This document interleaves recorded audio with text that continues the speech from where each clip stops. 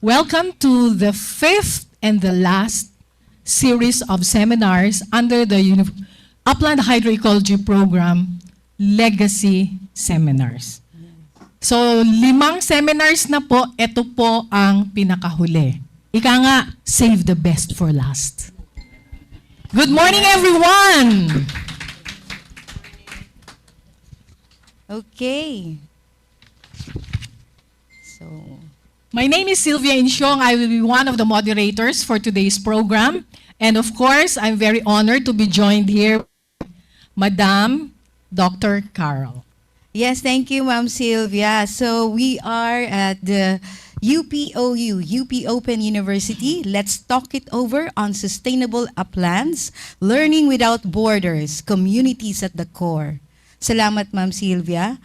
This event is brought to you, of course, by UPOU in collaboration with the Philippine Watershed Management Coalition as part of the celebration of the 50th anniversary of the Upland Hydroecology Program. And of course, to welcome all of us to today's seminar, we'd like to thank, first of all, the UP Open University for lending us their very, very nice facilities.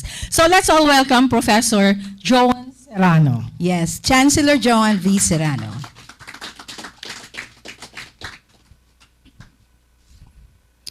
Isang maalab at mapagpalayang umaga po sa ating lahat.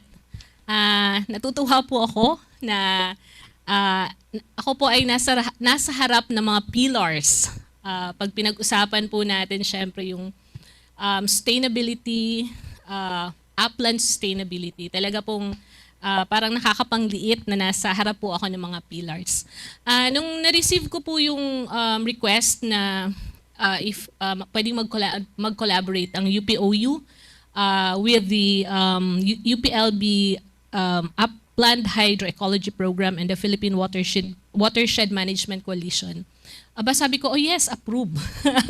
Wala na pong pag-aagam-agam. Kasi isa po itong karangalan na makapag-collaborate po kami, makapag-co-offer nitong LTIO webinar na to. At higit sa po, ito po ay kasama sa aming mandato. So, let me welcome everyone.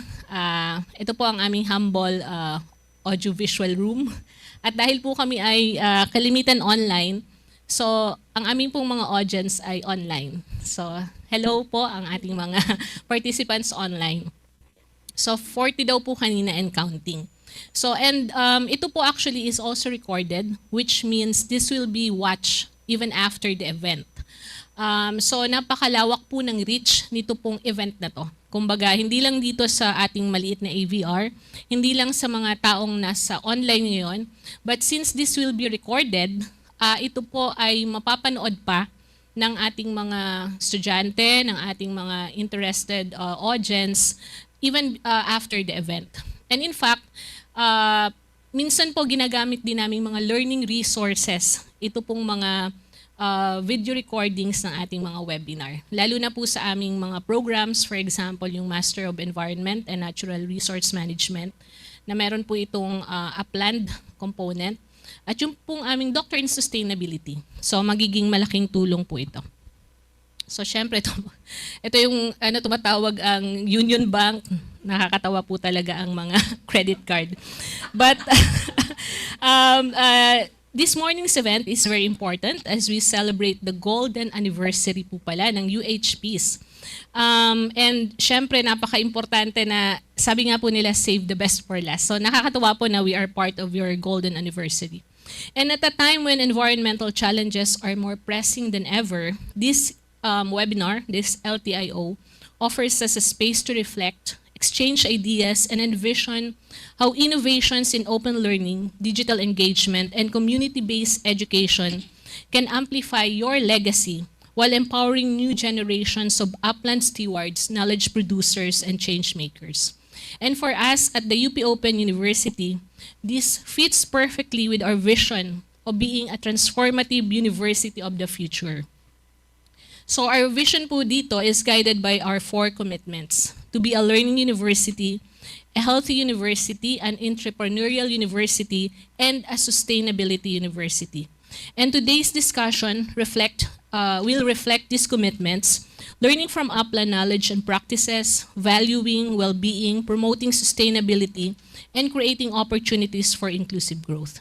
And by combining scholarship, community wisdom, and digital innovations, we aim not just to keep up with change, but to help shape a future that is fair, equitable, and sustainable. So I hope yung pong mga nanonood ngayon sana po ay magkaroon kayo ng opportunity to interact with our speakers. At actually, hindi lang po speakers, yung iba pa pong mga pillars na nandito, pwede po kayo magtanong, okay lang po ba yun? Kahit hindi sa mga speakers. Kasi nakakatuwa na nandito na kayo ngayon. Sabi ko nga kala ma'am, para po itong reunion. So nakakatuwa na ang UPOU ang nag-host ng reunion ng ating mga pillars. So yun lamang po, I'm really glad na dito po hinold yung last series po nitong webinar na to. And I hope marami pong matutunan probably marami po kaming estudyante doon. Maraming salamat po and welcome to today's LTIO. Thank you, UPOU, Chancellor Joan V. Serrano. Fair, equitable, and sustainable. And we are all looking forward to that. And now, before we introduce our panel discussants for this morning, let us please first listen to a brief background about the Upland Hydroecology Program Legacy Seminar Series. Let us give a warm round of applause to Ms. Fe M. Ranyola, former Upland Hydroecology Program Research Assistant. Ms. Fe? Thank you, Doc. Good morning to all. Ang title ng aming seminar series ay 50 Years of Shaping a Legacy Yesterday, Today, and Tomorrow. In 1976, the UHP was conceived and organized under the leadership of two program coordinators, the late Dr. Romeo S. Raros and Dr. Percy E. Sahise. It was the first multidisciplinary research program at UPLB, bringing together 20 scientists from different colleges and departments with support staff from varied disciplines.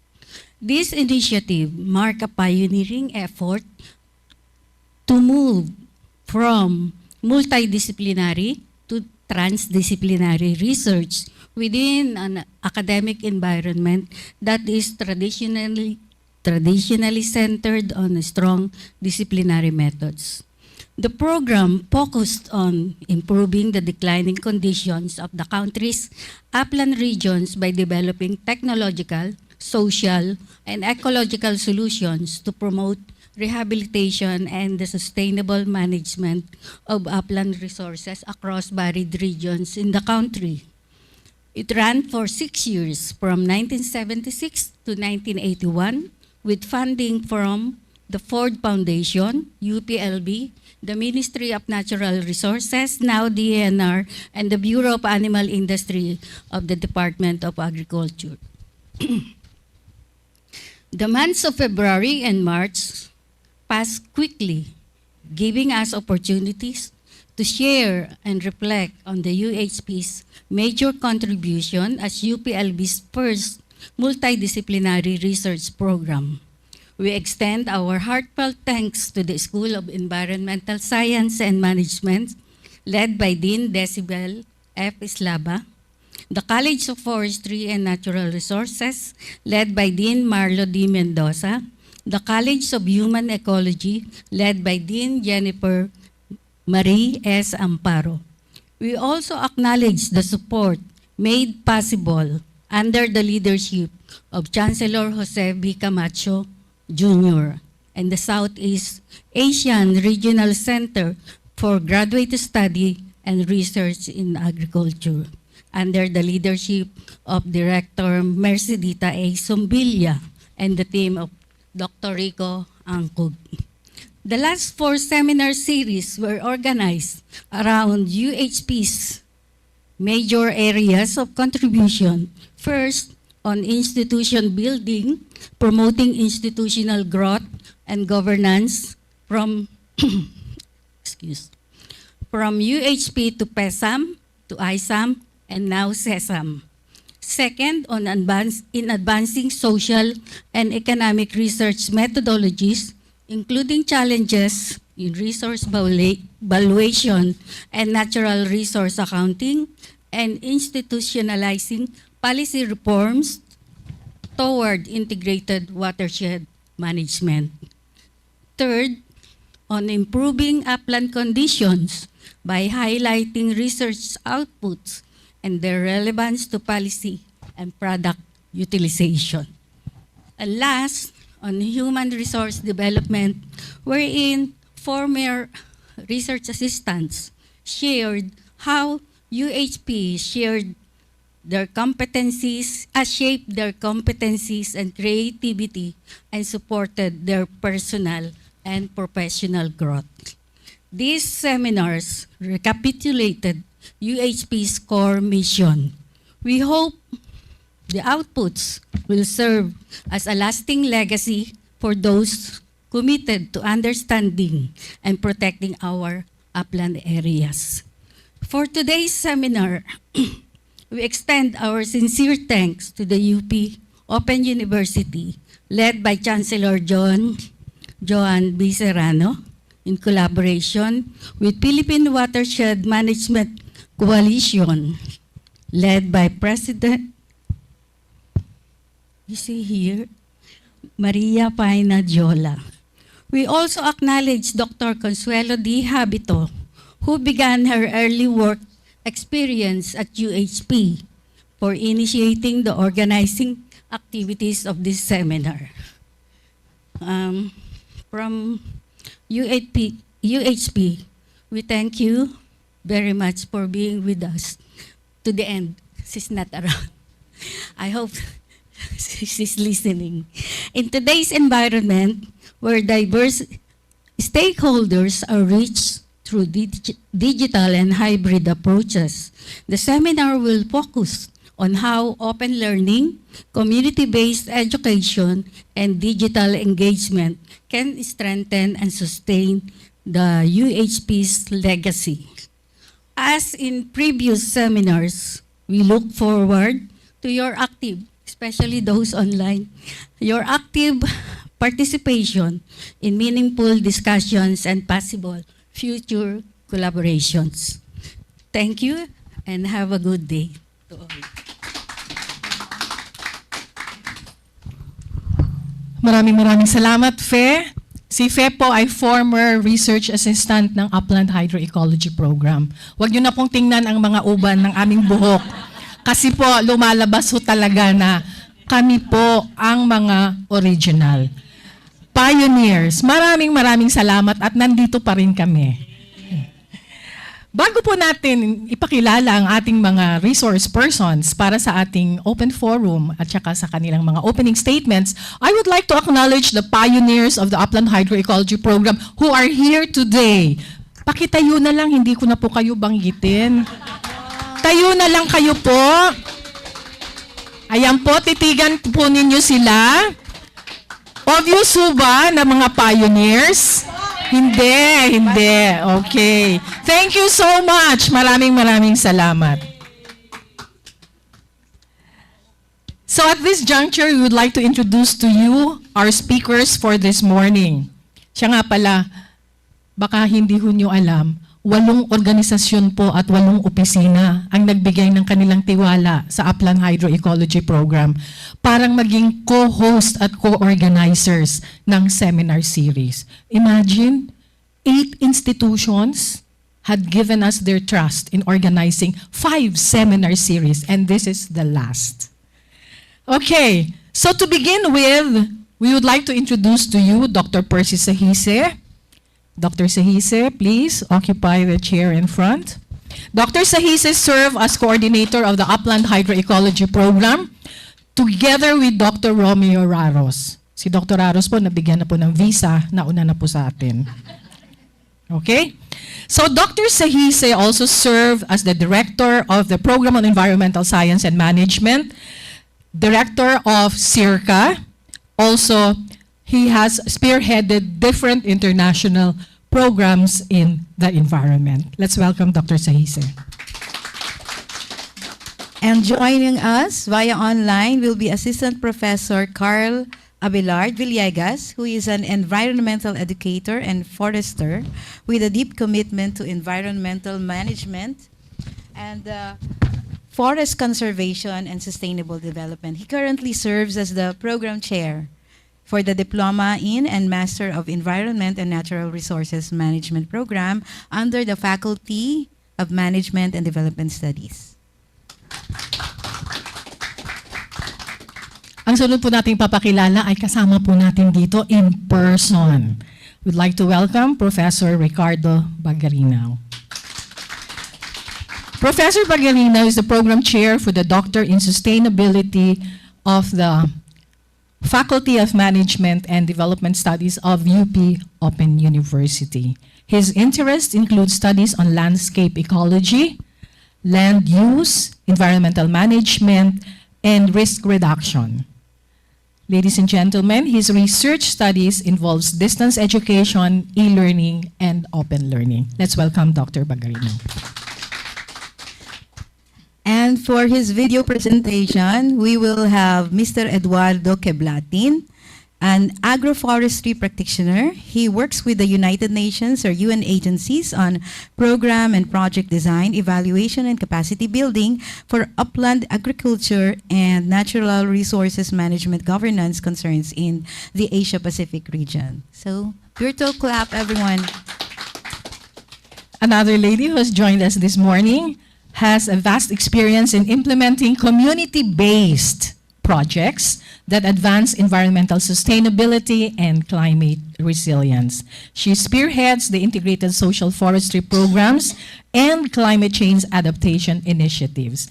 She also successfully organized and trained upland farmers on conservation practices while fostering strong community engagement and partnership. Ladies and gentlemen, let's welcome Dr. Soledad Rodriguez Sucaldito.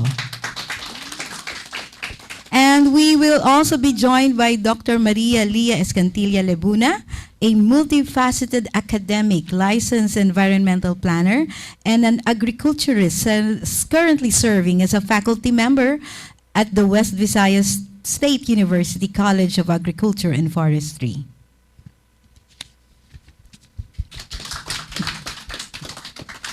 Malayo man siya, pero nakakarating din sa pamamagitan ng teknolohiya. Yes, online. Ito po ang isang speaker, kamag-anak ko po ito dahil we graduated with the same course.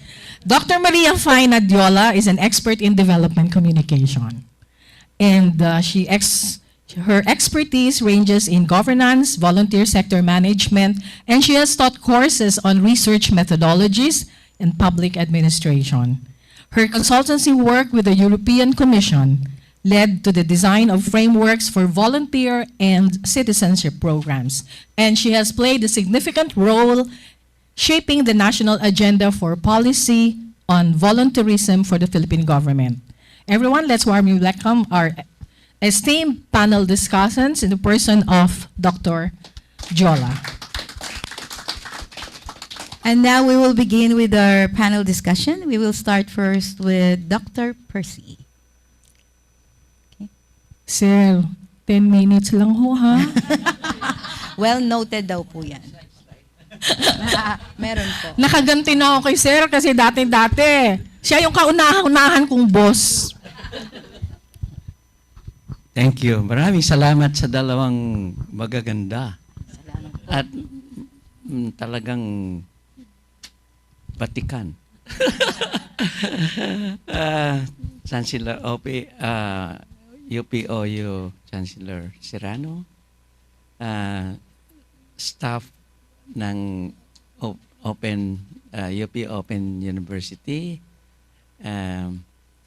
mga ka-Upland Hydroecology at na nandito at yung mga naka-online. Maraming salamat for being with us. You know, at this stage of my life, I'm standing here, wala pang crutches. I feel so happy, so blessed to be able to participate, no? 50 years after we have kasama ko si Dr. Raros, and well, Rome is not with us, but we honor him with this presentation. So, ang binigay na topic sa akin, hindi ko sinabing inaccept ko, pero I will present it. Is sustainable development, actually, SDG. And I think the reason is because SDG would encompass the kinds of presentation that we will have today, this morning or this afternoon. But before I proceed, I would like to take you to the journey of what is sustainable development. It actually started in 1987, 1987, with the Brundtland report. Then 5 years later, with the Rio de Janeiro UNCED meeting. This is about development. But a kind of development that is different from what has been taking place before that. It is a development that will bring about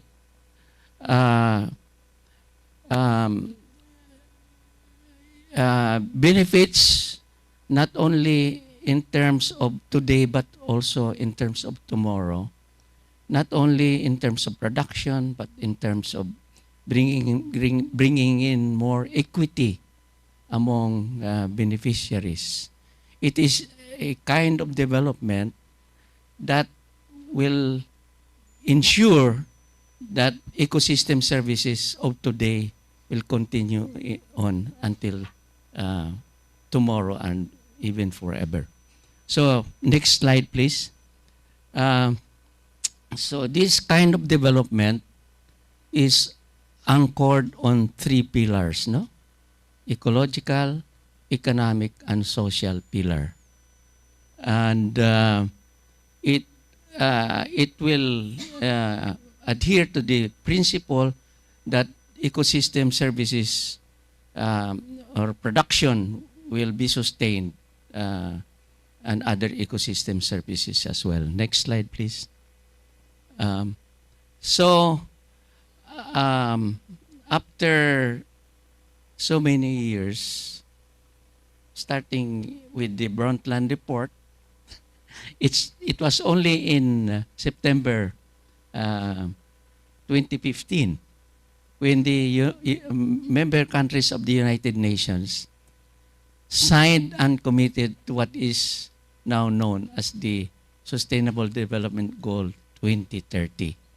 Ang ibig sabihin ng 2030 ay ma-achieve niya yung 17 goals and 169 targets by 2030. Hindi mangyari yan. Hindi mangyari.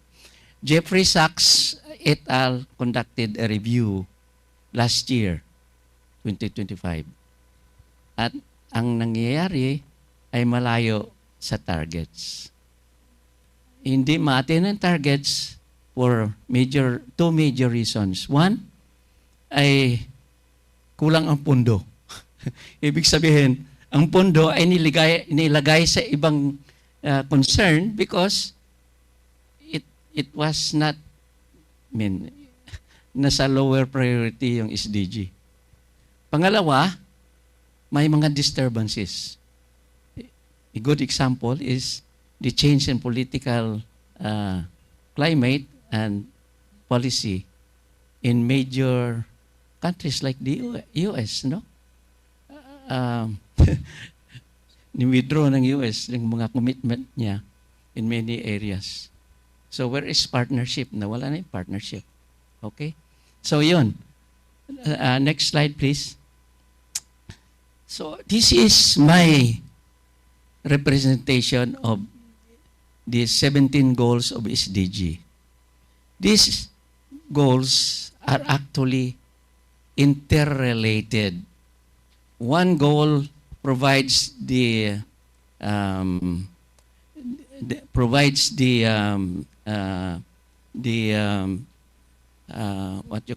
driving force, and the other goals becomes the impacts.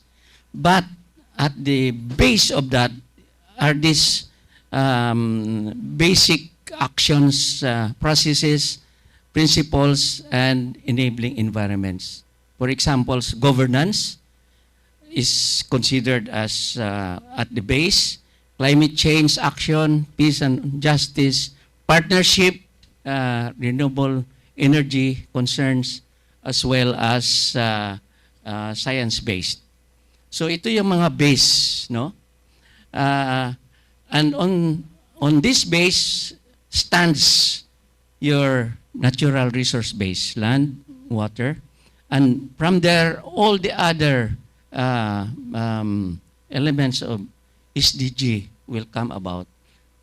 And the apex, of course, would be the prosperous and sustainable communities and countries and communities. So, hindi ito hiwa-hiwalay ang SDG na ito. Ito ay magkakabit-kabit. One provides the impetus and the other becomes the impact. No? So, next slide. Last slide na ito. Sorry. So, SDG, kung hindi natin ma-attain yung SDG 2030, most likely there will be SDG 2045. There will be SDG 2060. As long as there is a commitment towards sustainable development and the kind of development that will benefit not only this generation but the succeeding generations. So, ito siguro ang magbibigay ng framework sa lahat ng ating inputs. Thank you. Hanggang doon lang.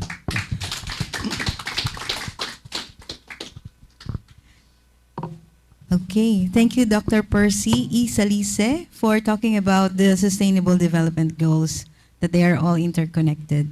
So now we have Assistant Professor Carl Abelard Villegas, who will join us online. Sir Carl, are you there? Yes, Dr. Carol, thank you. Thank you, Sir Carl. We will be talking about distance learning innovations in upland management. Good morning, everyone. It's my privilege to join the seminar marking the 50-year legacy of Hydroecology Program. This program that has long demonstrated the importance of integrating science, community engagement, literacy in addressing the complex realities of upland ecosystem.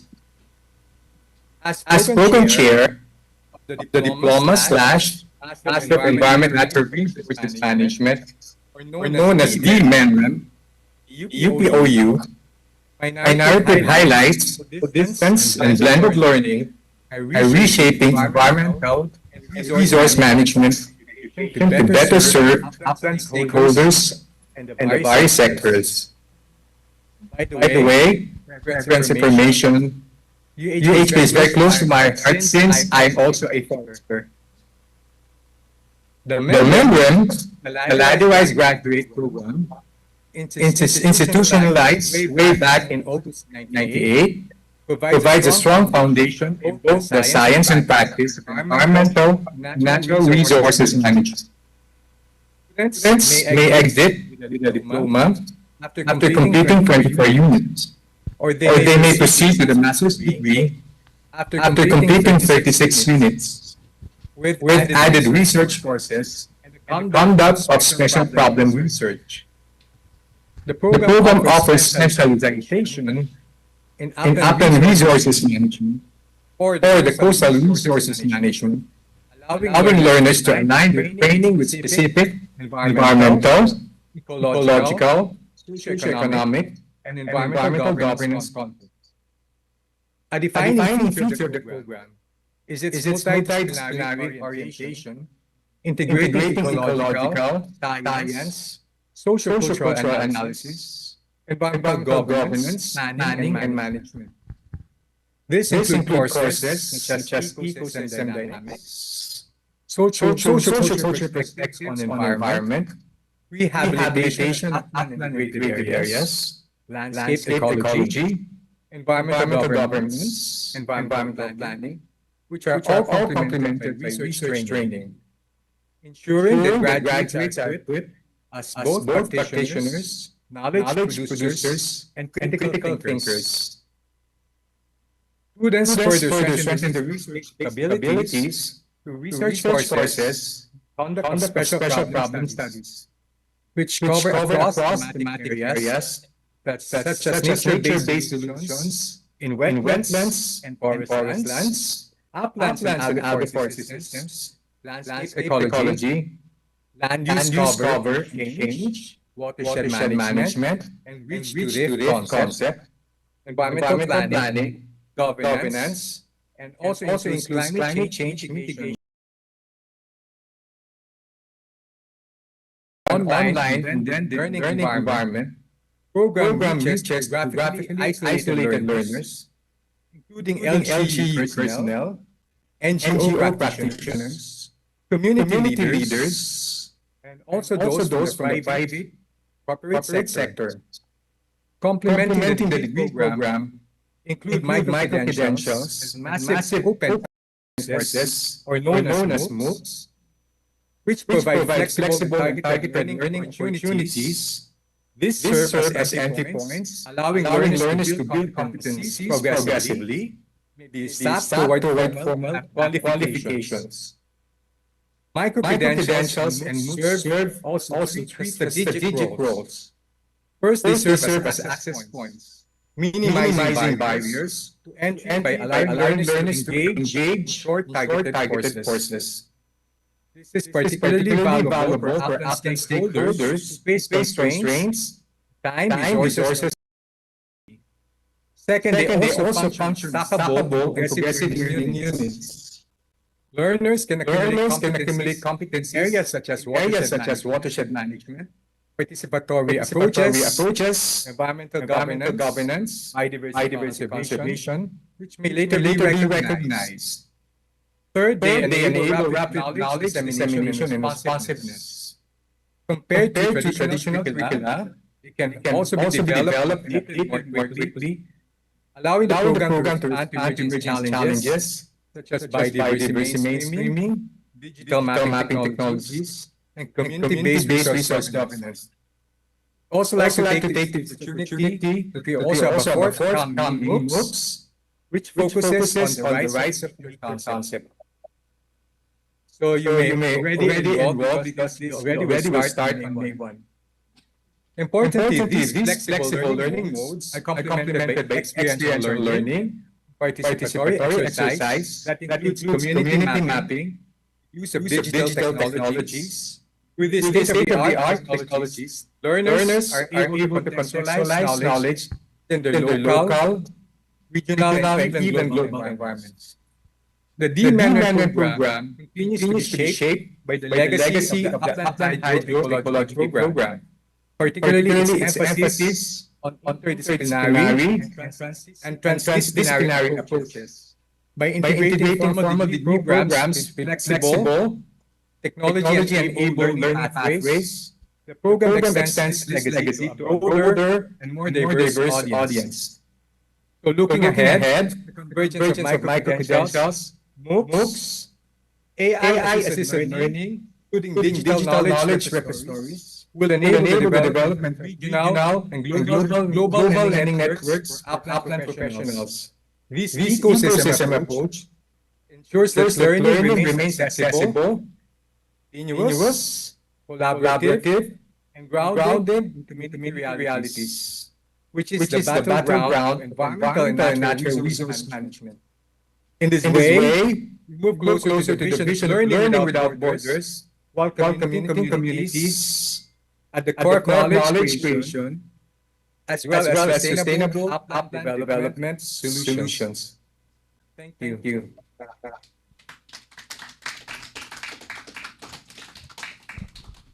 Thank you so much, Assistant Professor Carl, for sharing with us how the UP Open University, through its programs, make it relevant to different upland communities.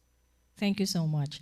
At this juncture, let's hear the opening statement of Dr. Keblati, Professor Ricardo Bagarinao on open access to research and knowledge sharing.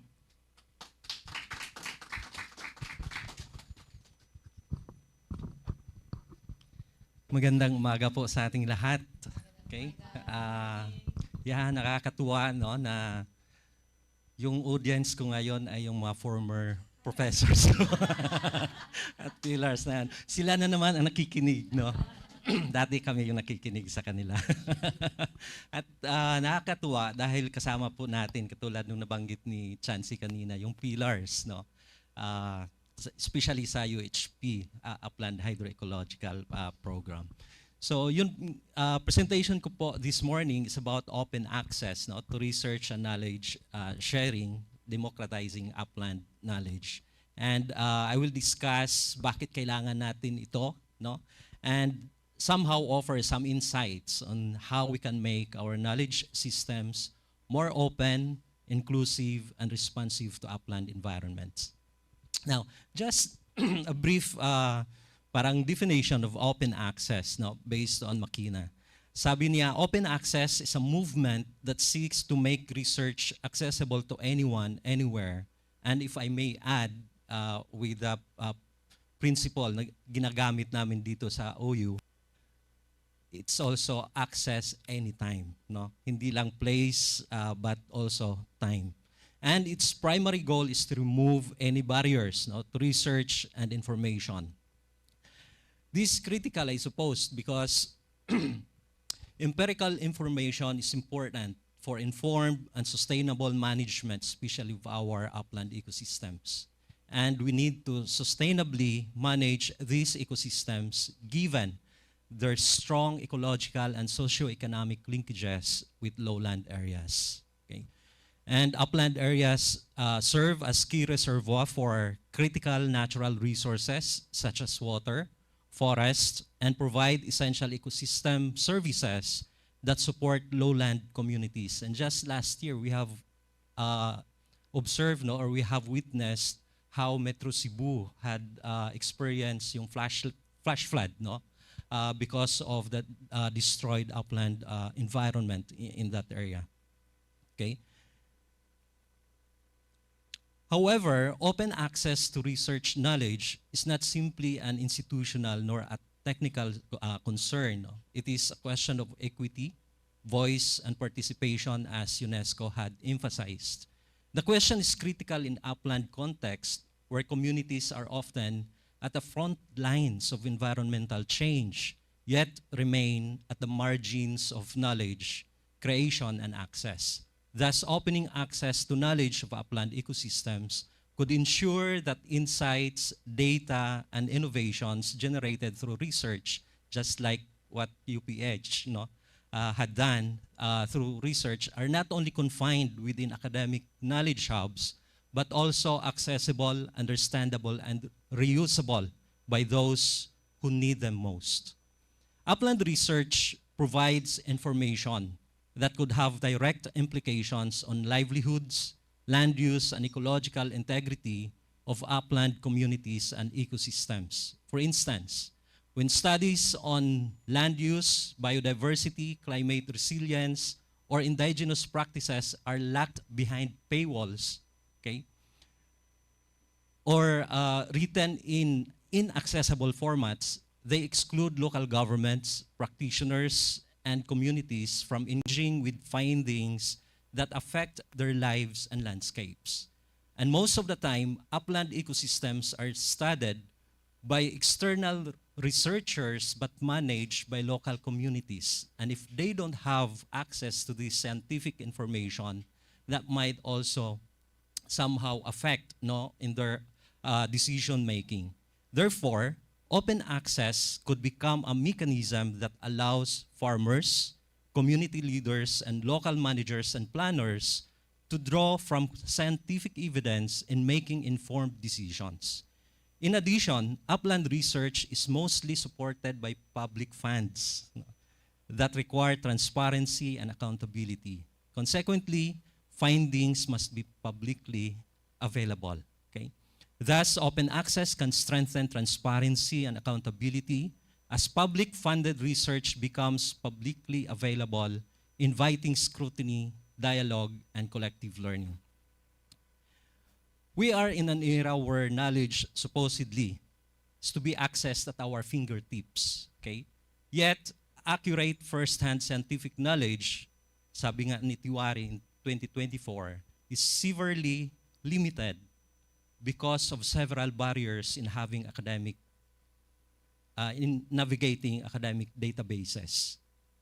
One of these barriers is the exorbitant cost of access to scientific literature, especially those that were being published in so-called high-impact journals. Okay? According to Torok, yung price daw, yung cost to access these articles can range from hundreds to thousands of dollars. No? A price not affordable for most individuals.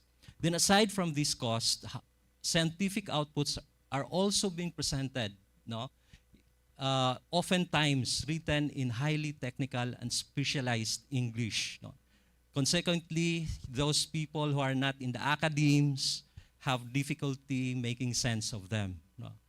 And beyond access, however, there is also that issue of relevance, where most of the research outputs are not always being translated into actionable insights or contextualized for local realities. Okay. So to address these gaps, diverse models of open knowledge have emerged, and one of which is the open access journals. Kaya ito yung ginagawa ng UP Open University. We created open educational resources, and our knowledge products are also accessible by all. Okay, it's being licensed, no, as Creative Commons. Open access journals provide unrestricted entry to peer-reviewed studies, and while policy briefs also distill complex findings into concise, decision-oriented formats for policymakers. And now I think UP is going into open databases, no? And hopefully we would have one here, no, at UP Open University. Now, all these models somehow demonstrate, no, that knowledge sharing is not one size fits all. It requires multiple formats tailored to different users and purposes. However, there is the critical challenge, especially in balancing academic rigor with accessibility, ensuring that research maintains methodological integrity and scholarly credibility should not come at the expense of clarity and inclusivity. And this calls for a dual approach, actually. On the one hand, we need to produce high-quality academic outputs, but on the other hand, these outputs should be developed into materials such as educational resources or infographics, no, or videos that are more comprehensible by their local users. And in this way, rigor and accessibility are not competing priorities, but complementary goals. Okay. Parang time is up na. Okay. So building a culture. Okay, this is the last slide actually. Building a culture of sharing and collaboration. It involves encouraging interdisciplinary approach, no? Also shifting mindsets from knowledge ownership to knowledge stewardship, okay? Where researchers and institutions see themselves not just as producers of information, but as facilitators of collective learning. Thank you very much.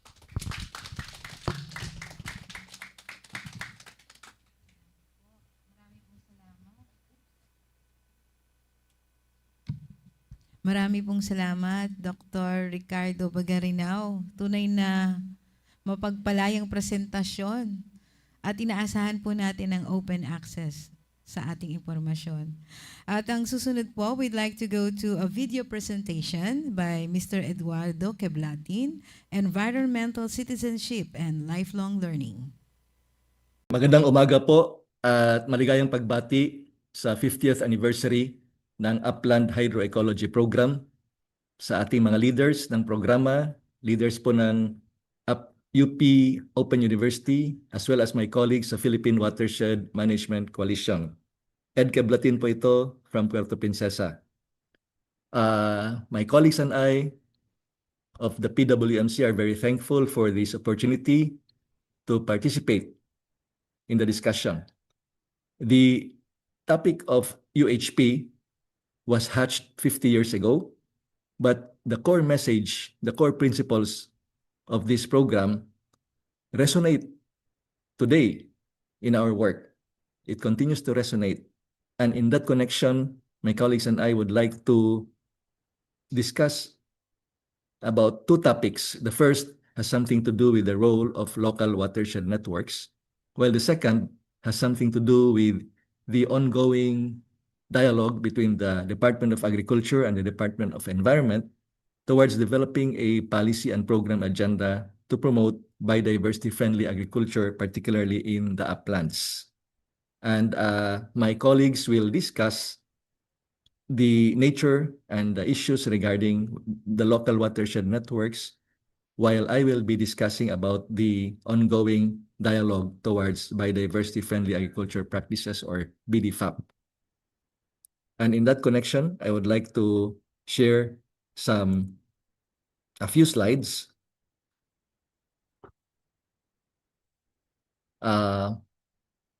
Perhaps you will wonder how I was involved in the UHP. Well, it really started in the raging idealism of the 70s, where we were thrown to the Visayas and Mindanao uplands after UPLB, and we encountered the pitfalls of the command and control paradigm, which pervaded the forest administration then, as well as the Green Revolution paradigm. And we were also exposed to seminal ideas of the small is beautiful, the miseducation of the Filipino, the PROC learnings, and so on and so forth. And this brought us to an interaction with two gurus, Dr. Romy Raros in Central Visayas, and Dr. Percy Sahise, a mentor in college days, and in Panay, where we and I learned the ropes of upland ecology and how it is applied in the work setting that we were in. So this discussion with the gurus were subsequently reinforced by discussions with maverick foresters from College of Forestry, notably Delphine Ganapin, Nestor Baginon, as well as progressive scientists in the agriculture field, Demi Macandong and Vicky Espaldon, amongst others. So this is how I got involved. So with that, I would like to share at least three reflections on my part. The first reflection is, I believe that the Upland Hydroecology spirit, or the principles, have been factored one way or the other in many of the policy discourses in the ENR sector, or Environment Natural Resources sector. And through the decades this happened.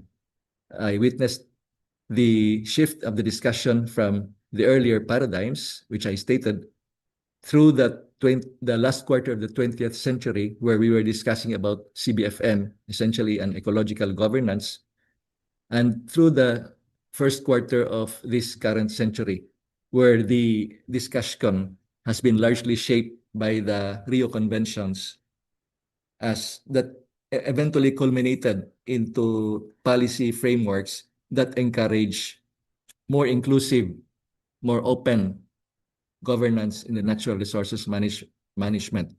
Now, at this time also, I wish to cite that the Watershed Coalition was born towards the very start of the first century, of this current century, and especially with the help of the DNR, the Asian Institute of Management, and the Ford Foundation. And in 2006, 2007, the FAO also advocated for what is now referred to as the new generation of watershed management, which has been practiced by the PWMC. At the same time, we had very practical applications of ecological successions in the form of practical recommendations to the forestry sector. This is in the form of this ANR, or assisted natural regeneration. So this was how it was in the subsequent decades of the UHP that I observed. Now, the second reflection is that notwithstanding the major gains made in policy as well as programs in the ENR sector, the upland agriculture dilemma continues to be with us, and perhaps even in more complex and fiercer forms. In the 70s, we had kaingin. Today, we have commodity-driven agriculture in our uplands. Upland degradation continues, and studies now can pinpoint that the non-point erosion, non-point pollution has been major factor in many of the recent flooding disasters in the country. So many of us are probably observing in the countryside, the large swaths of GMO yellow corn landscapes right in the middle of protected areas or in timberlands and sustained by powerful herbicides. And perhaps many of us also are witness to many pockets of highland vegetable production that use intense volumes of agricultural chemicals. So this slide indicates the importance of upland agriculture in the country because it is also co-located with our fragile ecosystems.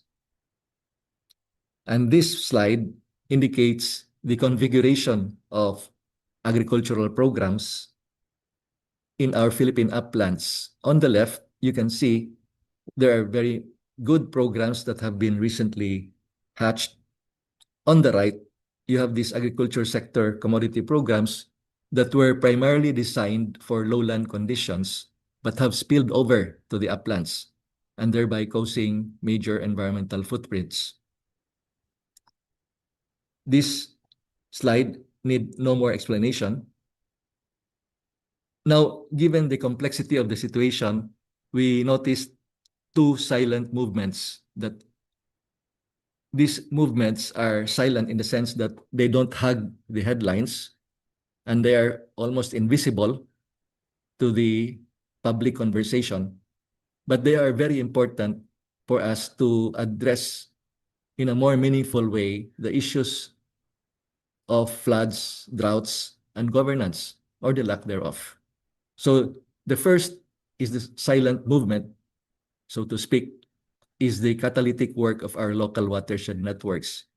And this will be discussed by my colleagues. The second one, which I will discuss a little bit, is about the ongoing dialogue between the DA and the DNR right at this very moment to provide integrated extension support in the uplands, in the regions, through regional technical working groups, as well as efforts to develop a policy agenda until 2040 in conjunction with the updating of the National Biodiversity Strategy and Action Plan, or NBSAP. So this is our second reflection, the complexity as well as the presence of two low-hanging fruits as exemplified by these two silent movements. Now, the third reflection is while the UHP made major focus on ENR sector, this sector discussion and eventually policy reforms, today I would propose that if should there be an incarnation or an opportunity to develop another 21st century UHP type of work, I would strongly suggest that it be focused to support the policy dialogue in the agriculture sector as a major driver. As many of us know, agriculture is now a major driver of biodiversity loss and watershed degradation worldwide. So in that connection, the DA and DNR has launched a policy framework, in fact, and as we said earlier, it is also developing a policy agenda that will be part of the NBSAP. At the same time, it builds on the recent consensus arising from the Global and the Philippine Food Summit that has forged a Philippine Sustainable Food Systems Transformation Pathway. So the DA needs all the help from the R&D community to provide the evidence-based information as anchorage for policy reforms. And all through this is a need again to really deepen the understanding of upland ecology as a basis for the design of programs. Now on the right, we see here the the four major focus of the policy reforms for BDFAP. Now the summary, I believe that the Upland Hydroecology Program was able to influence one way or the other the direction, the nature and direction of policies in the ANR sector, particularly in the arena of community empowerment and ecological governance. Second, notwithstanding the policy gains and reforms, the Upland dilemma continues and have in fact become more complex and fiercer with climate change factored in amongst others. Now, two low-hanging fruits need to be given attention, and these are the role of local watershed networks and the ongoing dialogue for agri-sector policy reforms. And finally, we do need more attention in terms of research and development and education to support the basis for the policy reforms for agriculture. So with that, allow me then to conclude this and then come back in our open forum. Maraming salamat po sa lahat. Magandang umaga.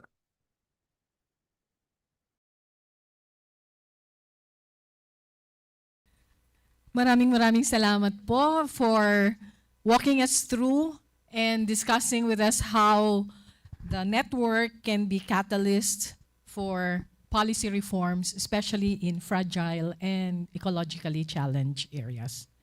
At this juncture, we'd like to hear Dr. Soledad Rodriguez Ocaldito, who's going to discuss community engagement and participatory research.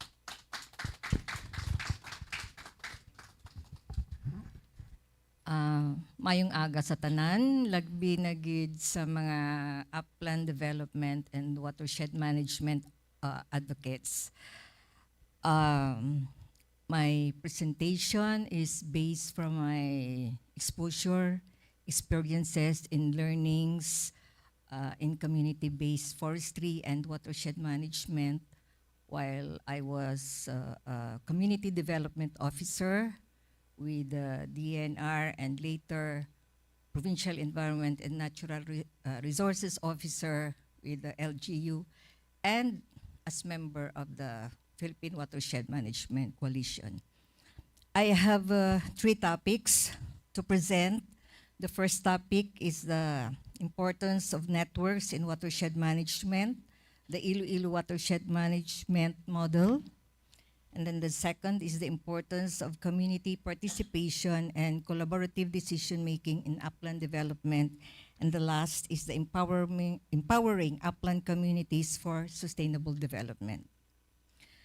For the first topic, the Iloilo Watershed Management Council was formerly established through a provincial ordinance in the year 2000 to address the impending water crisis in Iloilo City and province. It originated from a group coming from different sectors: government, water district, NGOs, academia, business, schools, formal and informal stakeholders. We call it the Maasing Critical Watershed Management Task Force in 1994. then evolved into the Iloilo Watershed Management Council in 2000 to ensure the sustainability of watershed management. The IWMC is an umbrella organization composed of different watershed units or councils. It manages all watersheds in the province, including the Tigum-Aganan watershed, a major source of water in for Iloilo City. The IWMC is a policy-making board. It is chaired by the governor of the province and vice chair, DNR Regional Executive Director. With lessons learned from the 1994 impending water crisis, the IWMC aims to provide sufficient and clean water for the people of Iloilo onwards.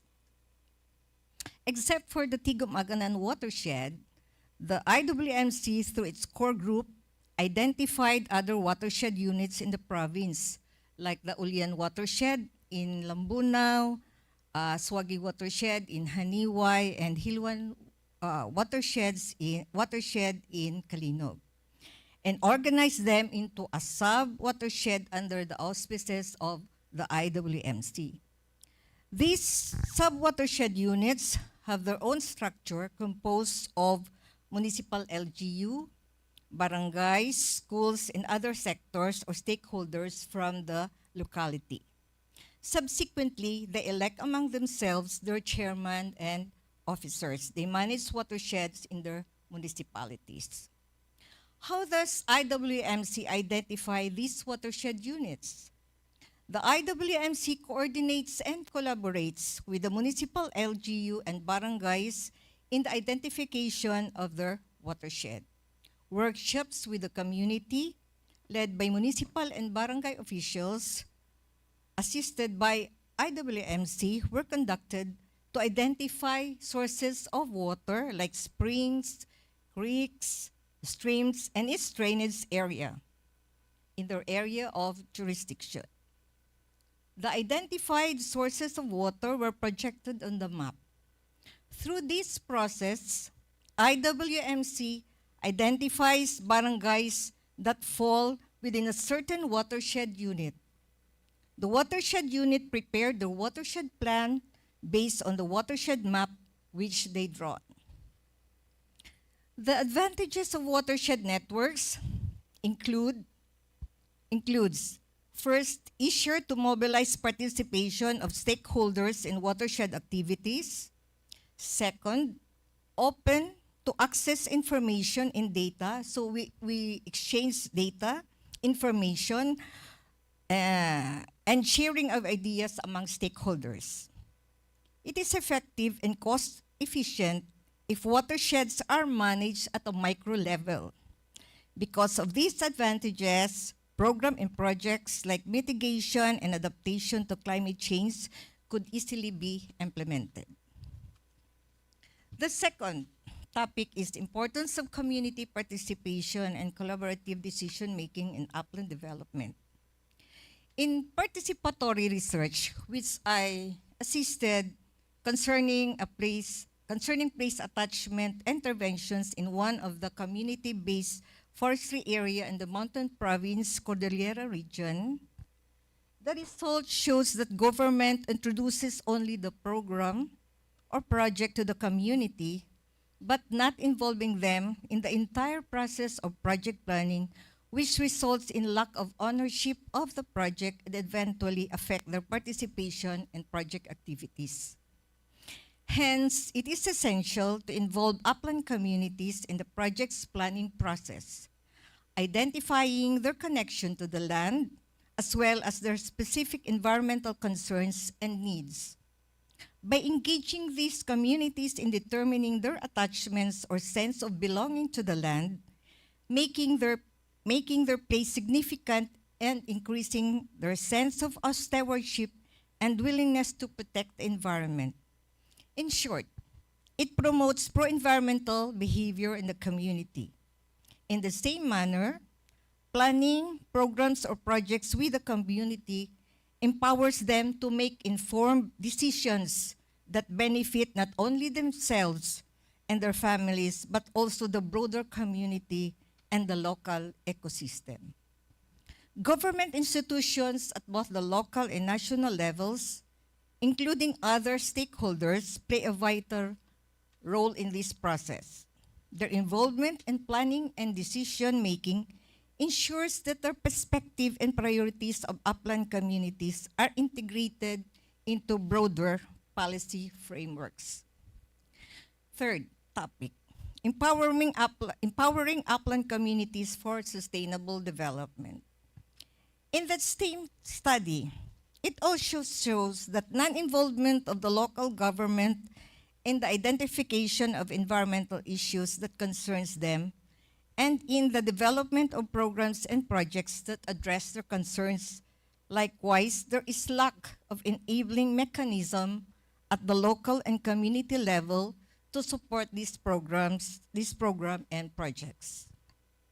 Providing upland communities with the appropriate tools for upland development is fundamental to achieving sustainability in multiple dimensions. When communities are equipped with the necessary resources and skills, they are better positioned to maintain and enhance the local ecosystem, protect and promote their socio-cultural values, and improve their economic well-being.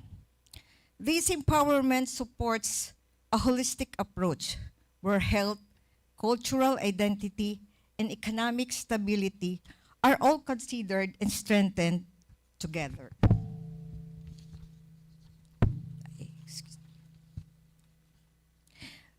So there must be an enabling mechanism like capacity building to enhance knowledge and skills in upland development or forest or watershed management. There must be an open access to information, and the most important is monitoring and evaluation at the local and community level to support the environmental program or project implementation. A monitoring framework should be designed, established at the local level to assess progress of project implementation to meet its goal. Thank you.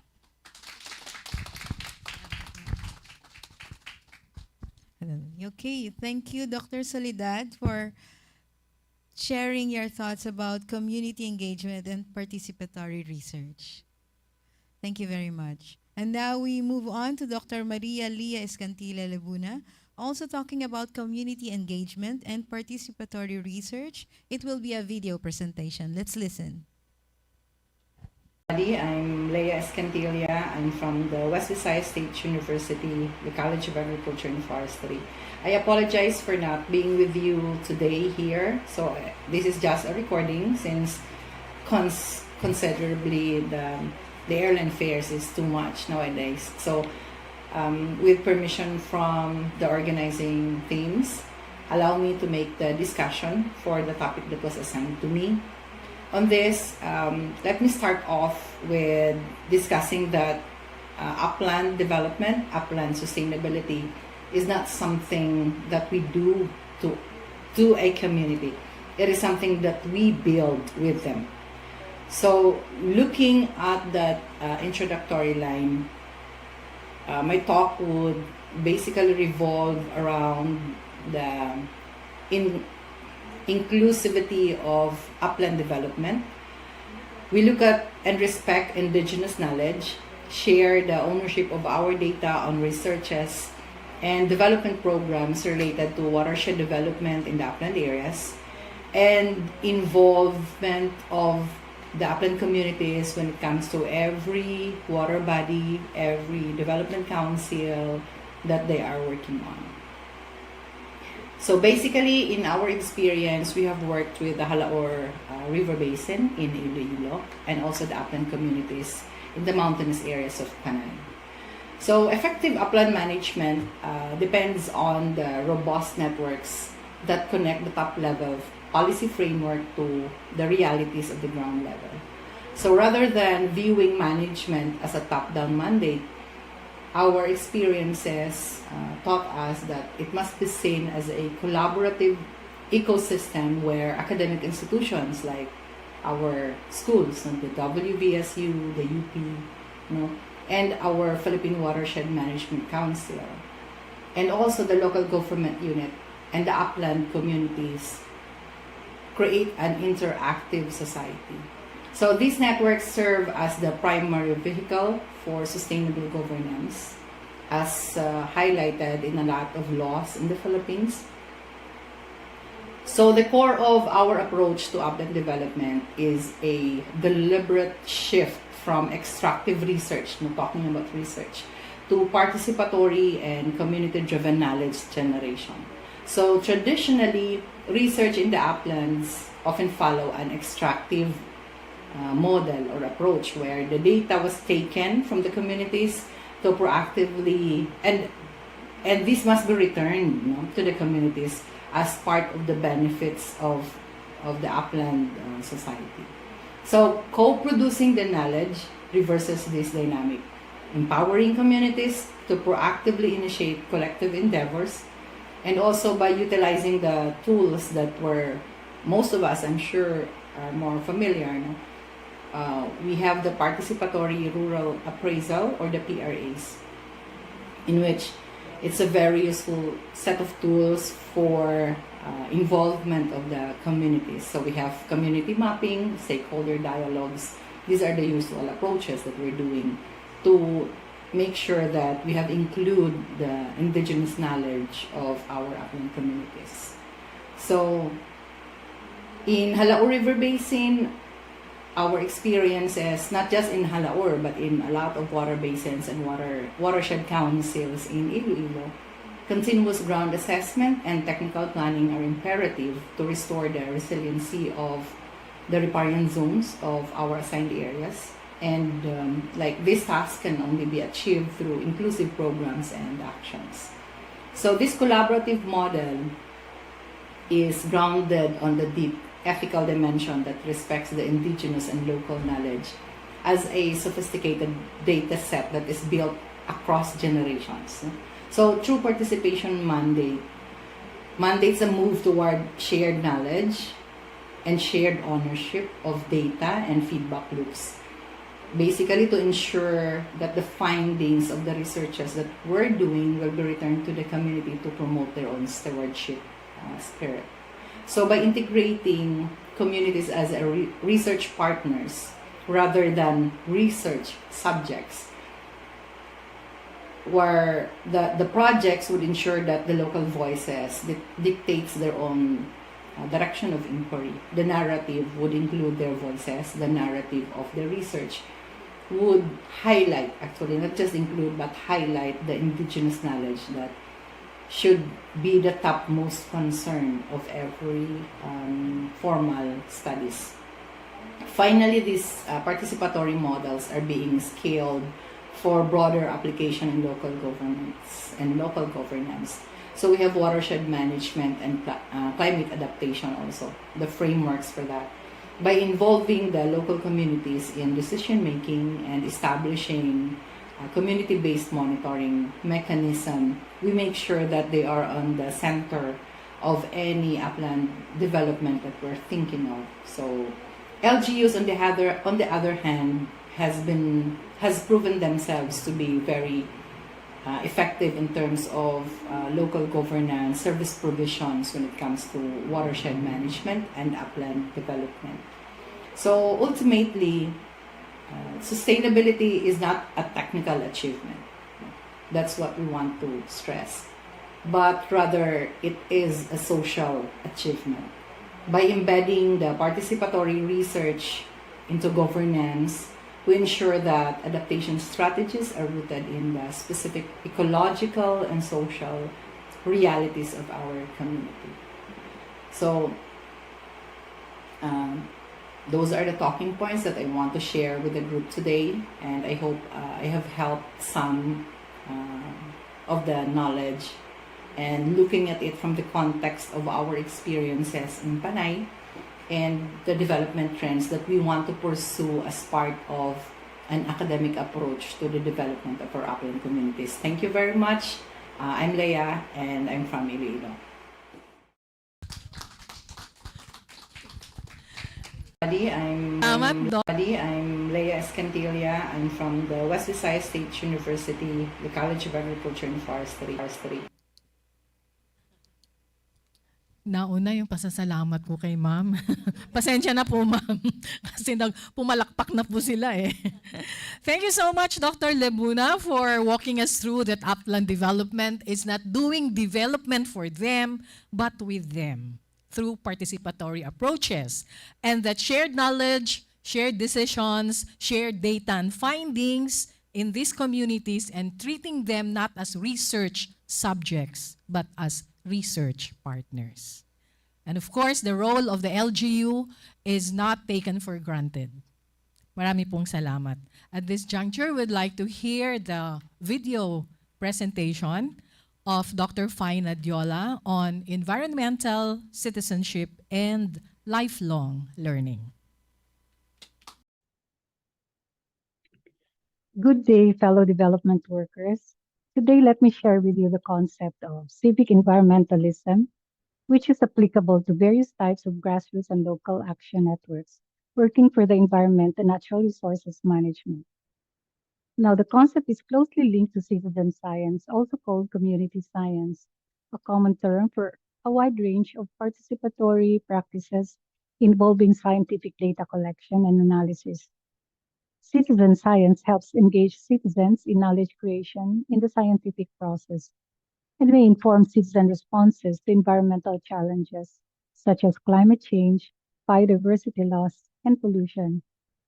But I shall dwell on civic environmentalism in my sharing today. I studied how this concept can be embedded in the context of integrated watershed management, or IWM, and I argue more than ever the significance of local institutions, including local action networks in development work. Civic environmentalism within the IWM can be a useful tool in flood control if you like to adopt this, and also in other natural disasters management in a local watershed area. You will note how the concept of civic environmentalism may be akin to concepts that we are already more familiar with, such as, and you've heard of this, civic mindedness, engagements with local social networks, while highlighting the significant role of local governance institutions. So to introduce a little bit of my background and interests, although probably I shall have been introduced already earlier, but anyway, I'll repeat some of them. I graduated as development journalism major with a minor in agriculture in my DevCom undergraduate course in UPLB. Then I took social forestry as cognate in my Master of Science degree in DevCom, also in UPLB. When I moved to UP Diliman, I shifted to a doctoral degree in public administration. I also worked very briefly in Keelung, Taiwan, at the Taiwan Fisheries Research Institute way back then as writer, editor, and researcher at the TFRI. This was in the late 1980s to the early 1990s. And that was after coming back from to the Philippines rather. I worked on the Regional Community Resource Management Project in Mindanao from 1990 to 1991. I also worked as consultant, then as deputy director at the Asian NGO Coalition for Agrarian Reform and Rural Development's Sustainable Agriculture Project in 3 Asian countries after coming back to the Philippines again from my work in another foreign country in a Japanese NGO. In 2022, I was entrusted as head of the Philippine Watershed Management Coalition. I finished my stint as president of the PWMC in 2023. But then I was asked again to be a caretaker president this year until the next election. As a full-time professor at the NCPAG in UP Diliman, I do research on social capital, network and collaborative governance, co-production and co-creation in local governance, alongside governance communication. So, in my brief talk today, I will introduce a framework that sums up how governance institutions may possibly apply this to disaster management, including flood control, That is, with civic mindedness, working with local social networks, and highlighting the significant role of local governance institutions. That all these may be able to obtain synergy to manage natural resources management, especially for flood control. Now, my sharing was based on a study I did when I first learned about the Philippine Watershed Management Coalition. I conducted this study before I could proceed further with my advocacy in watershed management to get to know what the local watershed networks that are members of the PWMC are doing to protect watersheds in their area. So, first, on integrated watershed management or IWM, where civic environmentalism can be embedded or applied as a framework. Currently, the IWM you may know this already, is dubbed by the Food and Agriculture Organization as a new generation of watershed management. As a new generation watershed management, one major feature of the IWM is attention or focus on local action networks, which FAO dubs as light institutions. Now, this means that national watershed institutions should act only on those issues that local government, civil society, or private sectors actors cannot deal with themselves at the local area. Some examples of these light institutions are watershed fora, municipal consortia, negotiation tables, water boards, and land management committees, including indigenous institutions. Okay, civic environmentalism is a concept that was coined by Dewitt John in 1994 within the environmental governance ambit. In my study, and now as a framework for advocacy that I use in natural resources management, I have adopted civic environmentalism as a framework and as an integrated concept that I first introduced within PWMC. This combines the concepts of IWM and flood control, or even the broader context of disaster management, and thus their implications for local governance. As a framework, it is a basic structure underlying a system, such as in local governance, can also be just merely a concept or a plan of action. Because of this concept of light institutions in the IWM, a scholar and advocate to my mind, civic environmentalism framework is a perfect fit. As a longtime CSO worker for more than 3 decades and a volunteer in local action networks, I have always emphasized the prominence of local institutions.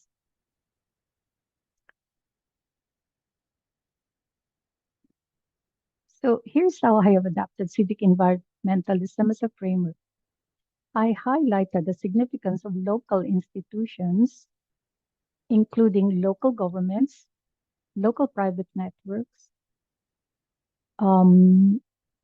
local private groups, and community-based organizations. Now, this is true for volunteer and civic groups engaging local governments and these local institutions, as well as their relationships, make up the very important base and foundation for a new generation watershed management, the IWM, to have a significant outcome. When applying civic environmentalism, the citizens cannot be ignored. This is where we want to highlight local community-based groups, which in our case are the local watershed management coalitions or members of the PWMC. We have recorded about 60 such local watershed councils, which may be already more at the moment. So, the new generation of management highlights the dialogue between local and scientific knowledge in fairly quick, fairly clean action research processes involving a variety of stakeholders. Also, this implies an awareness that most access, tenure, and social conflicts in watersheds are rooted in society and politics and should be managed through continuing negotiation. So, the other feature of IWM, aside from light institutions, is the emphasis on collaborative approaches. So according to FAO in 2006, collaborative, quote unquote, refers to participation in natural resources management that is pluralist and based on mutual learning, exchange, and negotiation among actors with diverse interests and concerns, including technical experts and policymakers. This is where you would find already present in the PWMC network members. And this more or less are my present advocacies and the strategies that I use in research and especially in action research. Thus, the growing significance of citizen science and the need to engage citizens in data collection and weaving citizen knowledge into scientific knowledge. Collaborative management is an approach where social actions negotiate, define, and guarantee among themselves a fair sharing of the management functions, entitlements, and responsibilities for a given territory, area, or set of natural resources. This is according to Borini Feyerabend in 2006. Now, back to embedding civic environmentalism in integrated watershed management. Let me illustrate how the concept may be traced or applied in 17 caselets or cases on Philippine watershed in the Philippine watershed management coalitions banded together to pursue watershed management as an advocacy. So here are the 17 caselets of watershed network coalitions that I looked at. Hala River Watershed, Busol River Watershed, Maasin River Watershed, Lake Lanao Watershed, Lake Lanao, Agus River Watershed, the Lower Magat River Watershed, Buayan River Watershed, Northern Negros Forest Reserve, Mount Isarog Watershed, Buhisan River Watershed, the Abatan River Watershed, Iloilo River Watersheds, Bukidnon River Watersheds, Palompon Watershed Reserve, Talomo Lipadas River Watershed, the Lobok River Watershed, and the Sibalum Bangingin River Watershed. So adapting from Dewichan's civic environmentalism, I was enthralled to see that the following ingredients can be seen or can be traced in the 17 caselets of PWMC local coalitions. At least during the time I studied or I looked at the documentation of these cases in PWMC publications and through the interviews I initially did with the founder of the PWMC, Ms. Jessica Salas, and advisor of the organization most prominently, Mr. Ed Keblatin.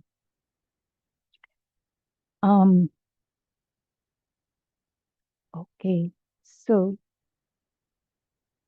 the elements of civic environmentalism can, according to DeWitt, can be named as the following: social networks and linkages in the area, collaborative processes that are mutually beneficial and are place-oriented, external support and linkages, and lastly, the importance of the implementation stage, implying rules and procedures. So let's take a look at, I'll discuss them just very briefly, these four indicators. First, on social networks and linkages, I was fascinated to see the following in the cases that I looked at. A network of frontline professionals and technical people committed to environmental or watershed management in the place or in the area itself. A core network of players who develop a shared vision that is broader than the mandates of their own agencies, forming a core group. Local civic leaders who understand and share the vision and join this core group and dedicate themselves to taking action. The members of the core group with strong personal and professional commitments to the place or area can also be discerned. Members of the core group with a high level of commitment to professional principles and to serving the public interest can also be named. There are members also of the core group who are smart, tough, and politically astute. There's also a highly respected champion who comes out to drive the process. Second, mutually beneficial collaborative processes. Okay, with this indicator, we can see the following: a crisis of challenging situation where everyone may lose something important if they don't do something about it. So they begin to realize this crisis.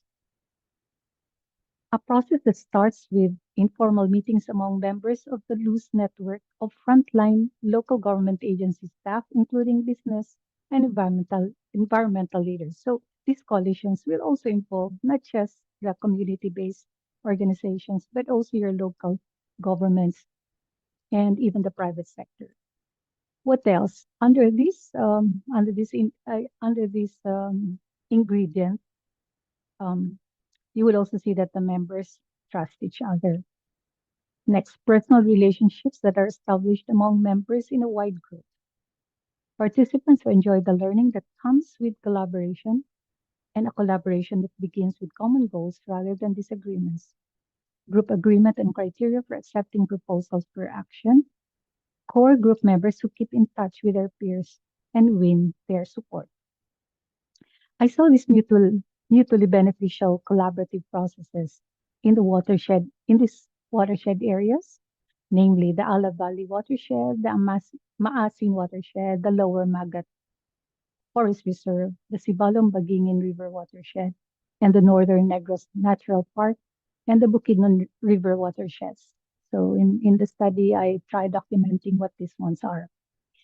Third, external support and linkages. Obviously, the generous donations from foreign and local sources outside the political units governing the watershed areas are a sign of support for the core watershed groups. We can also find external individuals and groups to protect the core group frontliners from any harassment from senior managers from other pressure groups. Relevant data and information about local environmental conditions. Research on local issues, getting support for modest funds, and implementation networks activities. Now, this type of support was evident in the following cases.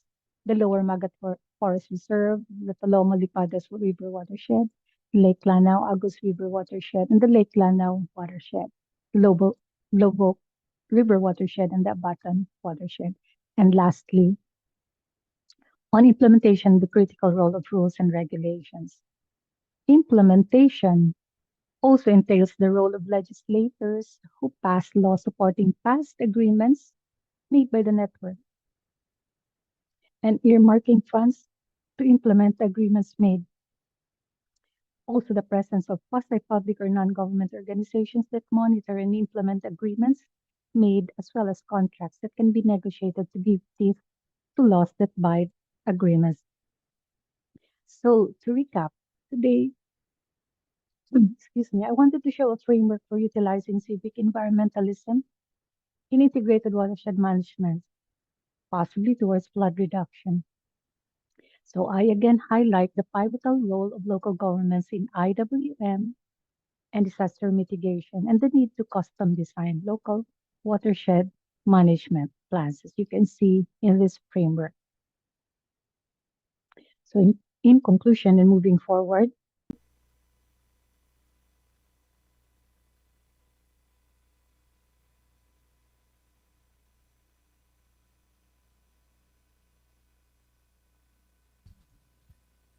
Okay, thank you. So a round of applause for all our speakers. And now we really go now to the open forum, which is the meat of the event. Okay, please prepare your questions right now. And we'd like to first start with a question from online. Okay, this is from Glenn Latonero. Question for Sir Ed Keblatin. So I hope Sir Ed is still with us online. Opo, andito po ako. Okay, salamat po. Marami pong salamat. Sir, if LGU will prioritize only one intervention to address upland-driven flooding, should they focus more on watershed governance or agricultural practice reforms? Why? I will repeat the question. Maybe the others would also like to share their thoughts. If LGU will prioritize only one intervention to address upland-driven flooding, should they focus more on watershed governance or agricultural practice reforms? Why? Sir Ed? Yeah. Salamat po sa question. I don't know if I have an echo. Are you hearing an echo? Wala naman po. Wala naman po. We hear you clearly, sir. Okay, so there's no echo, no? Baka sa akin. Yes, sir. Medyo mahirap po yung kailangan pumili sa either ng dalawa. Pero as you may have noticed in our presentation, we presented them as a pair. First, the governance, watershed governance, because as you know, watersheds are very multifunctional and there are so many different interests and stakeholders to take care of. But on the other hand, agriculture is so important amongst the drivers. It's probably number one in a humid tropical country like ours with very steep topographies. It's really number one sa upland setting natin. So yes, the watershed governance is so critical and the tools for it were described by my three other colleagues. And then again, if there is an intervention that has to be prioritized, it probably is agriculture. Because agriculture, after all, is just agriculture in the uplands, essentially a symptom of a food crisis situation, as also a symptom of imperfections in the regulatory system ng ating forest, no? So, as I said to our colleagues in the past, farmers go to the loving embrace of agriculture if forest regulations are too harsh. So they go to the loving embrace of agriculture. And therefore, may kaalinsabay din itong reforms din sa natural resources of forestry sector. But the most important immediately is the watershed governance and then yung agriculture po. Kasi sa ngayon, bagaman meron tayong mga efforts for forest land use governance like forest land use planning, sa agriculture wala. Ang agriculture programs natin are really at the local level are really copied lang sa mga programs ng DA, ng national program. So wala siyang location specificity. Salamat po. Okay, salamat po, sir. For Dr. Bagarinaw, sir, you talked about open access and equity. So what do you think are some of the practical strategies to ensure that upland communities and the local government units can access effectively this research, especially when internet connectivity or technical skills are still limited? Yeah, I think tulad nung nabanggit ko kanina, we can translate yung mga research outputs natin into something that can be utilized by our upland communities. And I think na mga nabanggit din kanina yung mga strategies where they can participate yung upland communities natin in terms of research and so on and so forth. Ang kailangan lang dito is ibalik sa communities natin yung output ng studies natin. Nabanggit nga kanina na dapat yung upland communities natin should no longer be a research subject, but they should be co-creators of knowledge. Ibig sabihin, dapat they should be participating in the research process. Hindi lang sila dapat at the end of the process of research, but even at the start. And in that way, they could also be recipient or yung parang beneficiaries of the information that can be generated through the research. At isa pa is yung pagkakaroon ng repositories ng research outputs natin na hindi lang ang nandun mga publishable papers na, but even yung use cases na makita nila how they can utilize yung information na ito in terms of decision making or in terms of managing their environment or even yung sustaining yung kanilang livelihood in the upland communities or upland environment. So I think these are some of the ways, although there are still other ways. For example, in our case, we converted yung nabanggit kanina ni Chance, we converted some of these activities into learning materials that are being utilized paminsan-minsan in our formal courses, but more so sa mga massive open online courses na ino-offer ng university. And these courses can be accessed by anyone. So in that way, they would be able to utilize those information that are being derived through research. Thank you po. Can we, yes, rejoinder? Yes, Dr. Ray.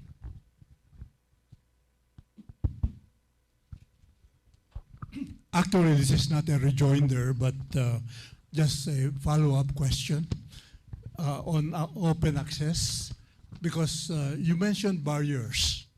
Okay, as a former researcher, I can find issues about that, about open access. Okay lang kung siguro basic research. But for us, when we talk about applied research, especially if you have discovered a research that have economic benefits, if that will be open access, that can be open to everybody. So mawawala yung ating yung ating advantage doon. It can be open to, and it can be even open to countries that have more resources to develop it. Ito tayo sa third world country, we don't have that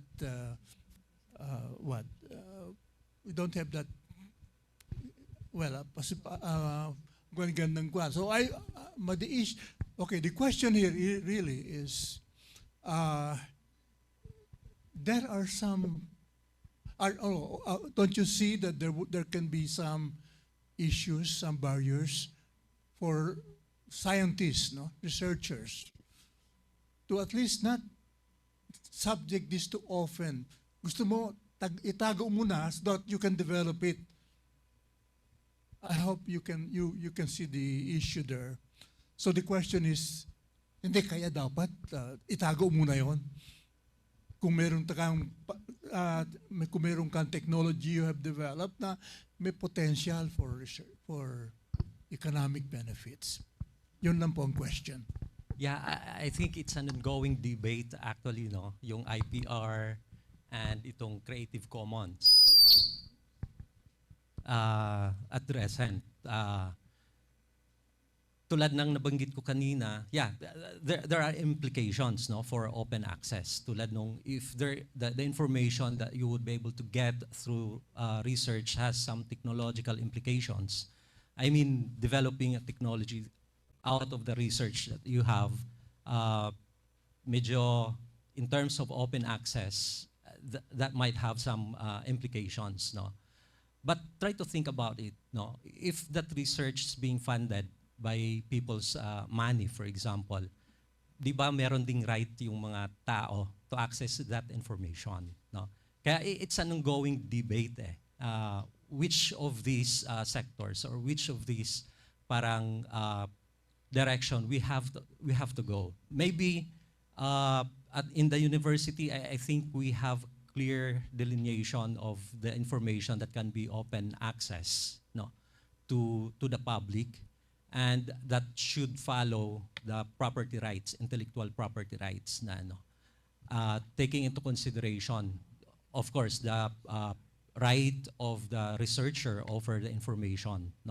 that he or she has generated through the research. Kaya in terms of thesis and dissertation, it's the student who will, together with the advisor, who will signify whether this is an open access or should have to be covered by a property rights. But then again, there is the other side, na if that research is being funded by people's money, then the local communities, the local government, and all other users of that information should also have the right to access that information. Isa pa sa mga dinidebate ngayon, usually we are being evaluated by the publications that we have in foreign-based journals, for example, high-impact journals. Okay? Ang taas ng score na binibigay sa atin. But then again, if you're going to look at, we also have local journals, And ito yung laging complaint na binabato sa atin na yung mga Philippine-based journals natin hindi nakakaabot doon sa indexed databases, no? Kokonti pa lang sa WOS or Scopus ito, and so on and so forth. Why? Because our researchers are publishing their work in a foreign-based journals. Why not dito sa ano natin? And if you're going to look at yung funds that are being provided for their research, they are coming from public funds, no? And it should be the Filipino people who should enjoy, supposedly, or benefit that information. But unfortunately, in terms of guidelines and policies that we have, even in universities, usually binibigyan ng mataas, no, na points yung and that is how we're being evaluated. But then again, we have to balance, no?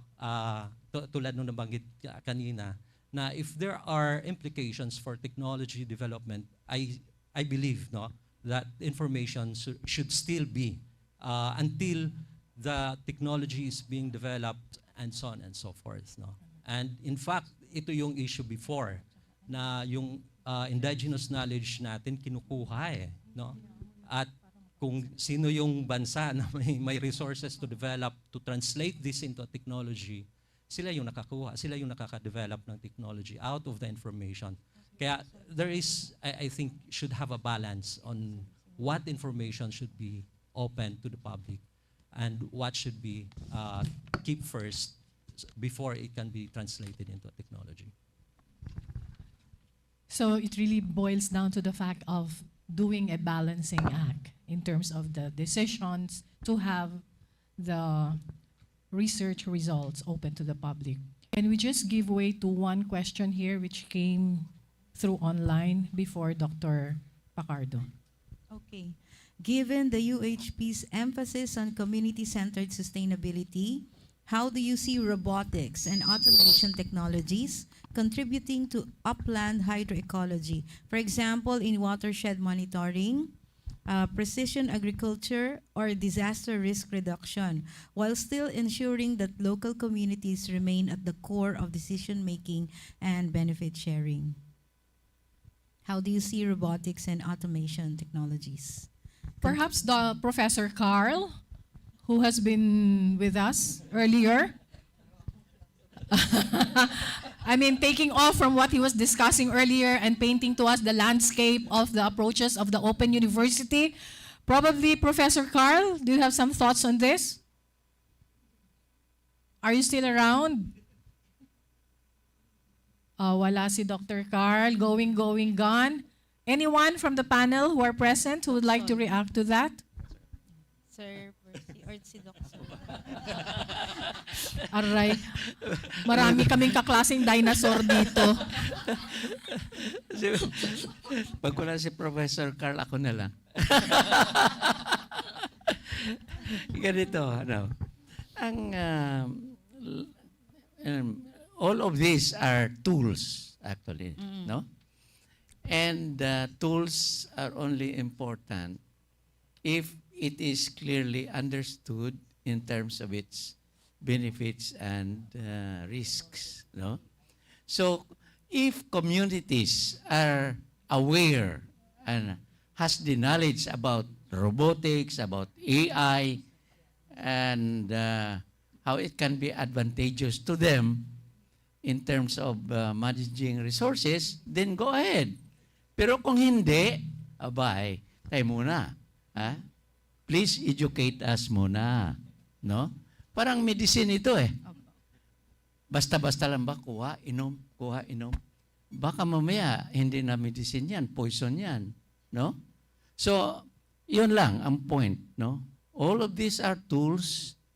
Tools are needed as long as you understand advantages and disadvantages of using it.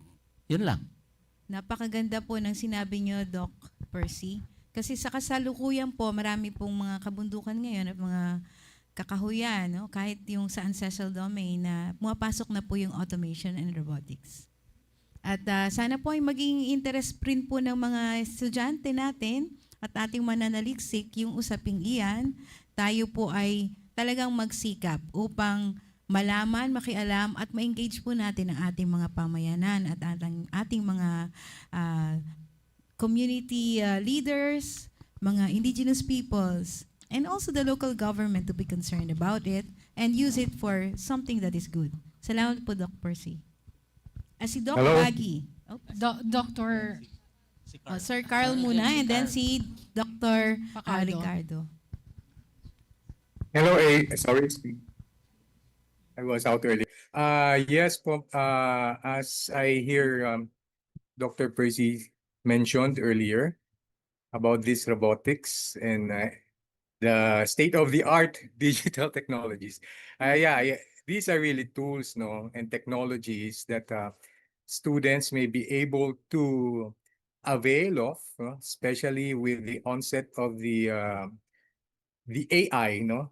So in OU, so some of the students have the opportunity to learn about these tools, especially we have courses on landscape ecology where they learn about remote sensing and the use of drone imaging, no? So through this set of tools, they can utilize it when they're doing their fieldwork, especially in land cover and change analysis. And also with the AI-assisted technology. So some of you may be already aware that you can use this for modeling approaches, no? As well as developing images, no? And also with the use of data analytics of these tools. But we have not ventured yet under the Millennium Program of Data Analytics. So we only have utilized the use of GIS, remote sensing, and the use of drones, and of course, the use of AI-assisted technologies. No? And these tools and technologies can also support environmental monitoring, which can be useful in terms of decision-making for environmental and resource manager. And most importantly, of course, how the communities are able to understand the results and outputs of the studies through the use of these state-of-the-art technologies and tools. And as Dr. Bagian mentioned earlier, be able to input this on data repositories that can be embedded in LGUs that the frontliners or the communities may be able to access. But we have to capacitate the communities in also using these tools.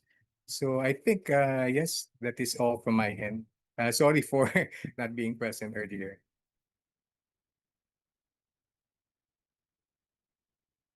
Alam niyo si AI? Hello. AI. Yes.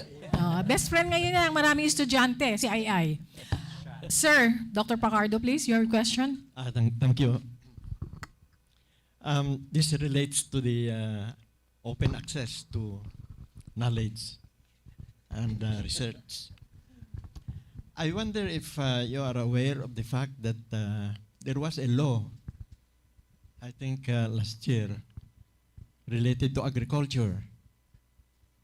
It relates to the research project in agriculture, that it says it should only be headed in a program, research program or projects related to agriculture should be headed by a professional agriculture.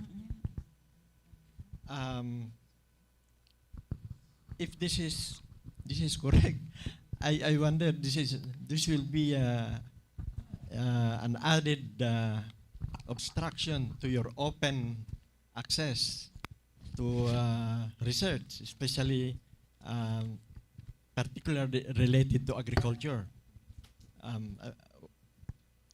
I would like to know if you have your ideas on this. Yeah, thank you, sir. Actually, parang dapat license siya, sir, no, na agricultural, Yeah. ano. Yeah, but it would not, I think, parang limit our communities to participate, no. Kahit siya yung nag-lead doon sa research, our community should be given the opportunity to participate, no, in the research process na ano. And also, meron na tayong tinatawag na citizen science no, in terms of monitoring, for instance, where the citizens actually are given the capacity to participate in the process of data collection and so on and so forth, no. So in this way, we would be able to increase, no, yung participation ng ating communities in the process of research. But in terms of leading a research, I do believe, no, na it should still be the expert who will take the lead, no, in conducting research. But in terms of making the scientific information derived from these studies, for example, being made available to the public, tulad nung nabanggit ko kanina, if this information is necessary for decision making, for example, ng ating communities, I suppose they should be given that access, no? That should be open to them. Or in terms of coming up with a policy that would benefit both the upland ecosystem and the communities therein, then I suppose that information should also be, no, open to our local government or to any policymakers. No. But in terms of leading, again, I suppose it should be given to someone who is an expert of the field. Thank you. For Dr. Sucaldito, ma'am, you mentioned about the Iloilo Watershed Management Council. So this was very, very interesting because you were able to blend all the inputs from various stakeholders. So in terms of that particular initiative, what do you think was the most effective strategy that you have proven in establishing trust? Because trust is very important from among the stakeholders, so they will take part in that network.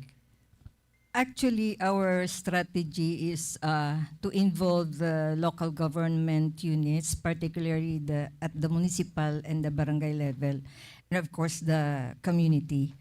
So yun ang pinaka ano namin na dapat may involvement sila, they have to participate. So yun ang pinaka-effective na strategy namin.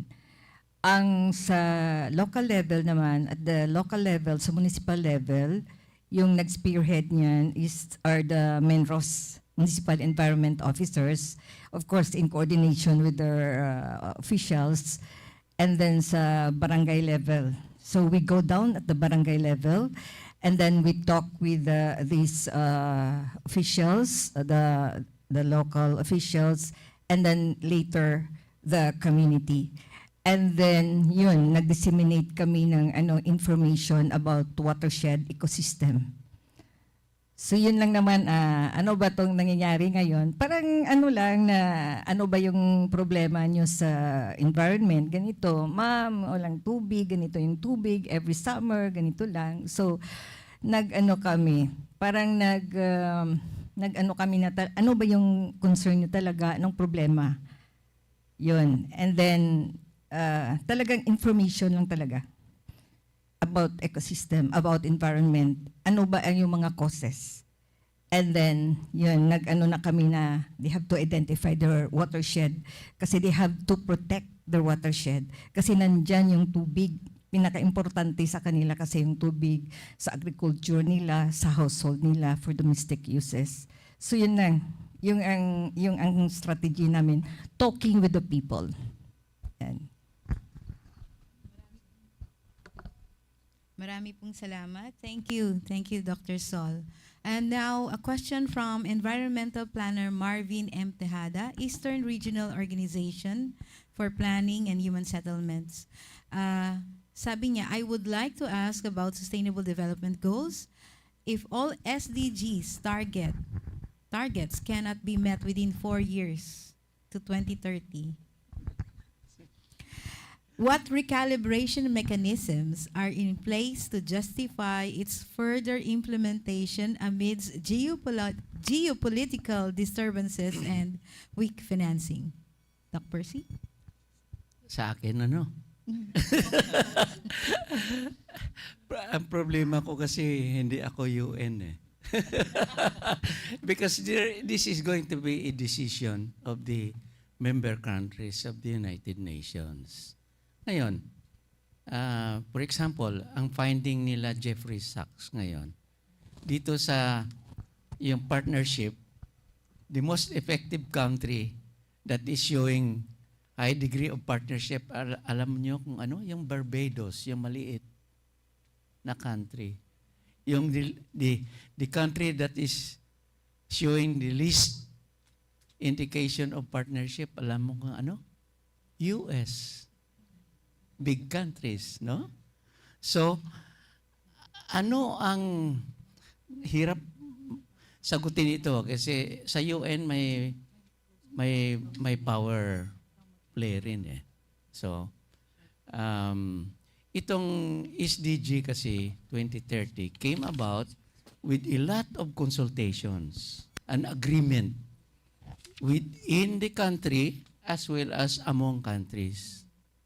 So, hindi ko masagot talaga yung tanong kung ano yung indicator na kung ano. Ang isang indicator na nakikita ko lang if there is going to be a big crisis, global crisis.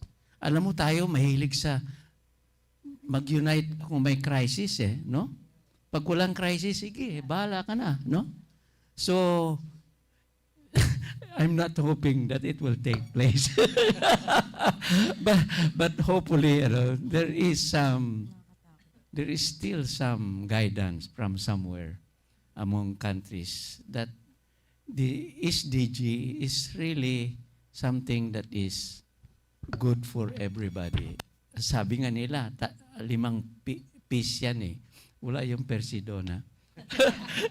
Planet, people, prosperity, peace, and ano pa yung isa? Basta 5. Percy na ho yung huli. So, yun. Okay. Yes, Demi, you have something to add?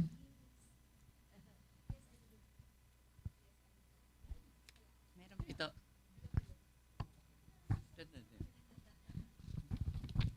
I would just like to add some information regarding SDGs kasi I'm involved in a project now. It's writing a book for Asia Pacific Region Synergy Report. So it's going to be published hopefully by July of this year. So it involves several authors from all countries in the Asia Pacific region. And we are looking at synergies among SDGs addressing triple planetary crises. So, crisis ng climate change, pollution, and biodiversity. So, the main target of this book is for policymakers, mga environmentalists, community groups, and also academics. So, in this book, there are more than 100 case studies, that showcases the synergies on attaining sustainable development goals while addressing this triple planetary crisis. So for the Philippines, ang sinubmit ko examples ay doon sa Santa Rosa silang sa Watershed, Zone, at saka doon sa Calapan. So, an example, doon sa Calapan, green tourism sa Calapan. So, yung mangroves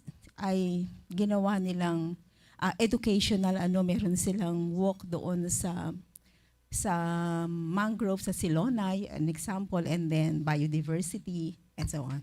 Sa Santa Rosa, yung Zone Garden, while there is urban setting doon sa Nuvali, then catchment basin yon to somehow control flood. So these case studies or initiatives would address, let's say, yung Zone, flooding, so we have climate change, and then biodiversity, meron sila din mga riparian, and so on. So merong future for the SDGs, no? And we are hoping na kahit beyond 2030, ma-achieve pa rin yan ng So multiple SDGs with a few initiatives or case studies. Thank you.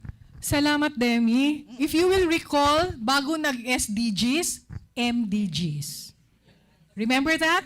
Millennium Development Goals. Now we are moving to Sustainable Development Goals. Sir, Just to bring out a very important point yung sinasabi ni Demi. Because I think what we can do or what the world should do would be to look at good examples. No? Instead of looking at hindi na-attain, nagkaroon ng problema, look at good examples. I have done some case studies in Southeast Asia with ACB. And isang good example lang itong Myanmar, yung Irrawaddy region. Dinali yan ng tsunami. Halos mawasak yung region, area. Because the mangroves were no longer there to stop, to cushion the impact of the tsunami.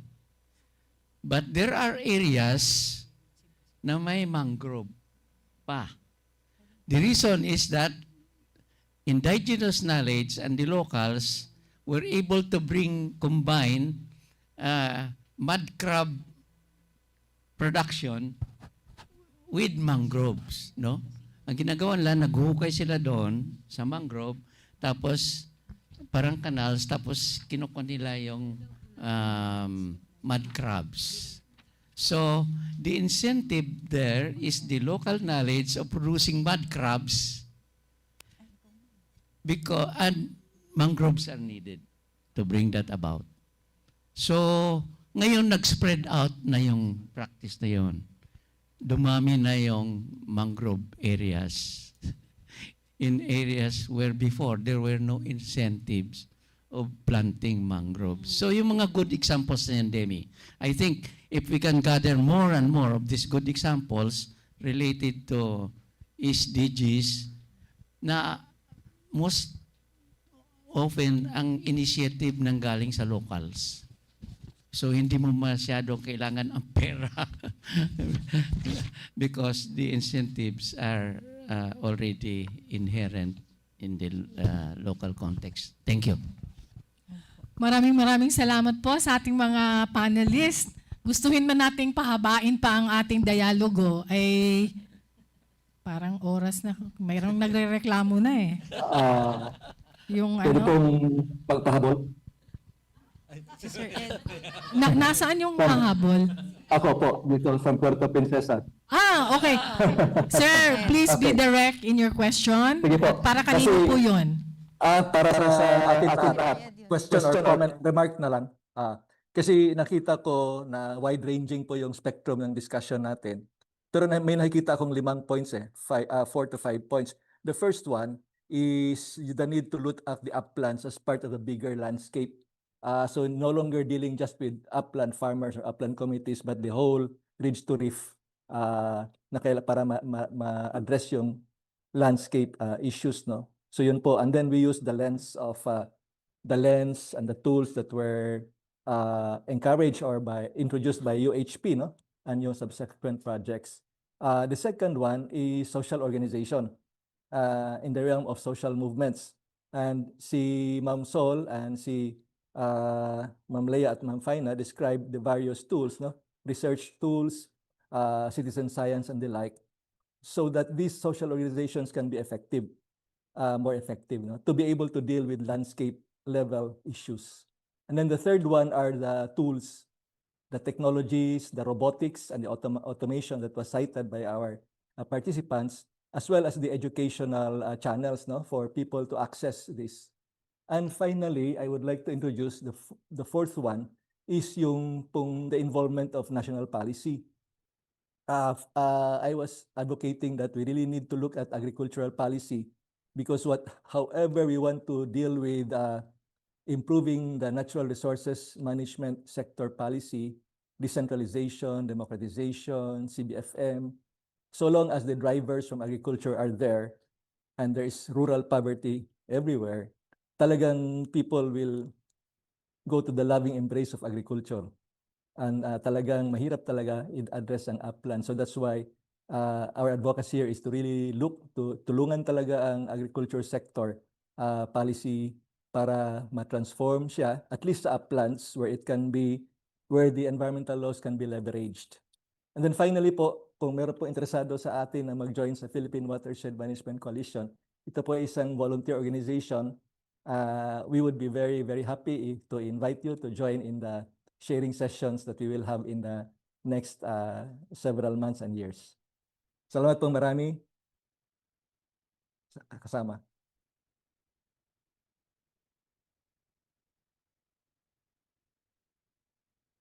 Isa sa mga nakikita natin yung paggamit ng lens tools ng UHP, and then the importance of social organization and social movements. Bahagi po tayo niyan at di tayo susuko. Yan, palakpakan po sa ating lahat. And citizen science ay mahalaga, at ang agri-policy to address rural poverty also. At iniinyahan po tayo na sumali, join the Philippine Watershed Management Coalition. Sumali po tayo. Thank you very much. Marami pa akong tanong na nasa online, but to all our online participants, don't worry. Just send in your questions and we are going to field your questions to the specific panelists at babalikan ho kayo. Anyway, may record naman kung anong mga email addresses niyo. So thank you so much. We have 96 online participants at the moment, coming from Philippines, Qatar, Thailand, and other countries. And of course, sa ating mga local participants, merong taga Bohol, Quezon City, Marawi, NCR, and Davao. Thank you very much. So, at this juncture, we would like to call in Engineer Randy for the synthesis.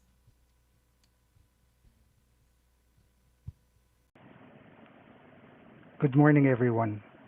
I am Randy Vinluan. As someone who recently transitioned from a long career in international development to the dual life of a UPOU lecturer and a doctor in sustainability student, I have learned that complex systems take time to fully understand. Fortunately, your hunger does not, because I know I am the only one standing between you and lunch. I will keep this synthesis short, but sharp and actionable. Today, we are synthesizing the outcomes of the 5th UHP Legacy Seminar. For decades, upland management was treated as a top-down technical exercise. But our discussions highlight a profound shift. We are no longer just looking at trees, slopes, or soil. We are looking at the people within these landscapes as the primary drivers of sustainability.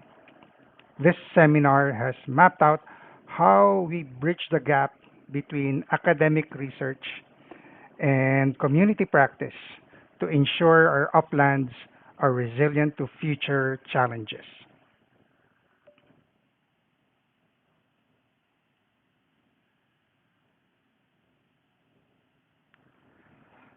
To understand where we are going, we must recognize where we started. Dr. Percy Sahise and Dr. Ed Keblatin remind us that UHP was ahead of its time. It helped shift the dominant environmental paradigm of the 1970s away from the rigid command and control forestry, paving the way for the inclusive environmental governance we strive for today. UHP success was rooted in systems thinking, recognizing that you cannot achieve ecological stability without social equity and economic viability. By demonstrating that science-based solutions could seamlessly integrate with traditional indigenous systems like the Bangtal system of the Ikalahan, UHP proved that local knowledge is a necessary partner to scientific inquiry and a key ingredient in modern watershed management.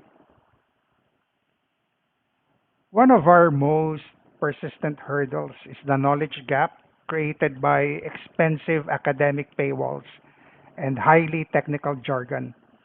But democratizing knowledge requires more than just publishing open access PDFs, right? It requires changing how we gather data in the first place. As Dr. Leia Escantilla pointed out, we must abandon extractive research where data is simply taken from communities and shift toward shared ownership. While my own background relies heavily on using satellite remote sensing and GIS to map these watersheds from above, those macro level tools are incomplete without ground level participatory integration. We need to co produce knowledge using tools like participatory rural appraisals and community mapping to ensure local voices dictate the direction of inquiry. Ultimately, upland sustainability is a social achievement, not just a technical one. Because upland communities are geographically isolated, traditional educational models frequently fail them. Professor Carl Villegas illustrated how UPOU's MENREM program bridges this physical divide.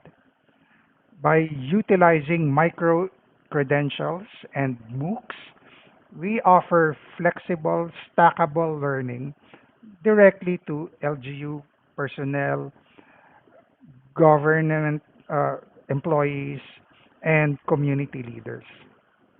This modular approach is essential to responding rapidly to real time crises like biodiversity loss and climate change, effectively turning the entire landscape into an interactive, borderless classroom.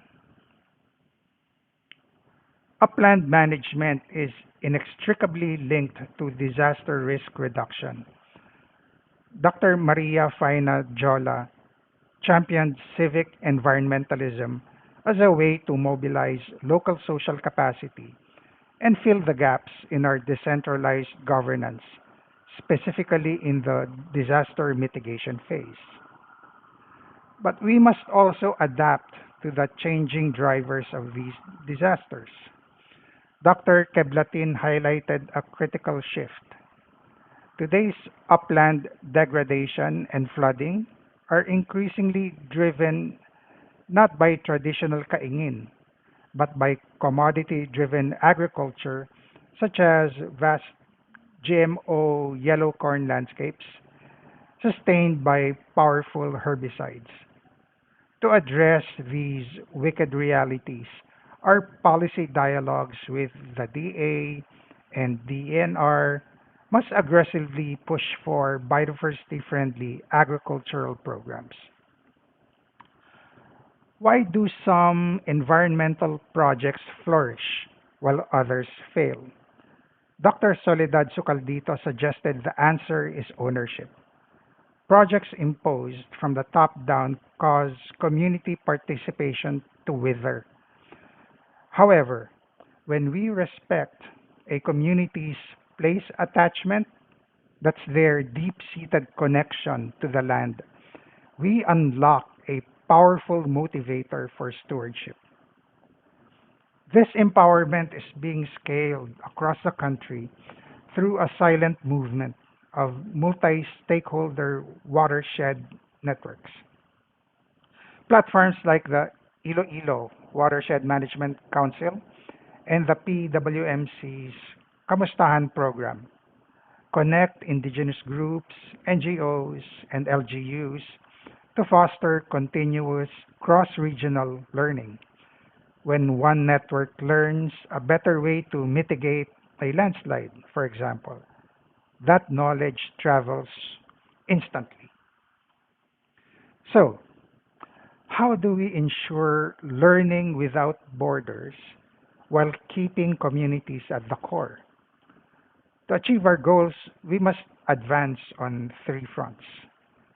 We must shift from treating communities as research subjects to treating them as research partners, highlighting indigenous knowledge as a sophisticated multi-generational dataset.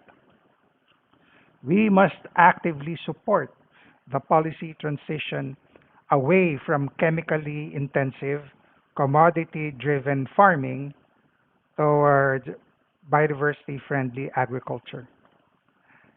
Lastly, true resilience requires strengthening community led watershed councils.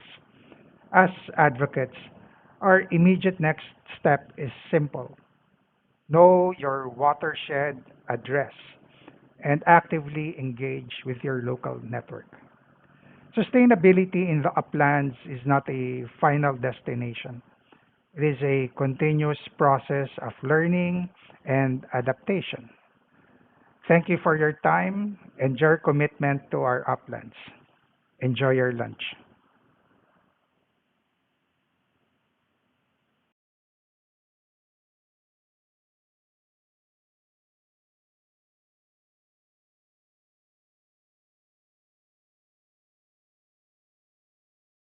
UPOU, Dean Fina Flor, Thailand, to join us as we present the certificates and tokens of appreciation to our speakers. Okay, so Allow us to read the citation. the University of the Philippines, Open University Faculty of Management and Development Studies presents the Certificate of Appreciation to for serving as speakers during the Let's Talk It Over on Sustainable Uplands Learning Without Borders, Communities at the Core, held April 26 at UPOU, given this 29th day of April at the Open University, Los Baños. Signed, Dr. Thailand. So we'd like to ask Dr. Sahise, and of Dr. course, Percy Salise. Okay. and of course, Dr. Bagi, Ricardo T. Bagarinao. and Dr. Soledad Sucaldito. Okay. Can we just request all the speakers to stay on stage so they can have a group photo? Okay, we also like to acknowledge our speakers online, Assistant Professor Carl Abelard Villegas and Mr. Eduardo E. Queblatin. And of course, the same certificates will also be awarded to Dr. Maria Lia Escantilla Lebuna and Dr. Maria Faina L. Yola. Okay, maraming salamat po. Okay. Thank you very much, everyone. And we hope that we got a lot of learnings right now. And there will be a closing of program. So we call on our own Dean of Faculty of Management and Development Studies, Associate Professor Fina Flor, Thailand. Maraming salamat po. When we check a while ago about the number of participants, we actually reached 111 Zoom participants from around the globe. Some through our UPOU network page, which is also online. So, yan. Sino kayang academic program ang nag-pressure sa mga estudyante na DSUS to, NREM, Sir Carl, Sir Baggy. Baka land use planning din. Anyway. So, as a social worker, medyo ganun yung framing ko sa closing message. No? I'm a social worker by profession.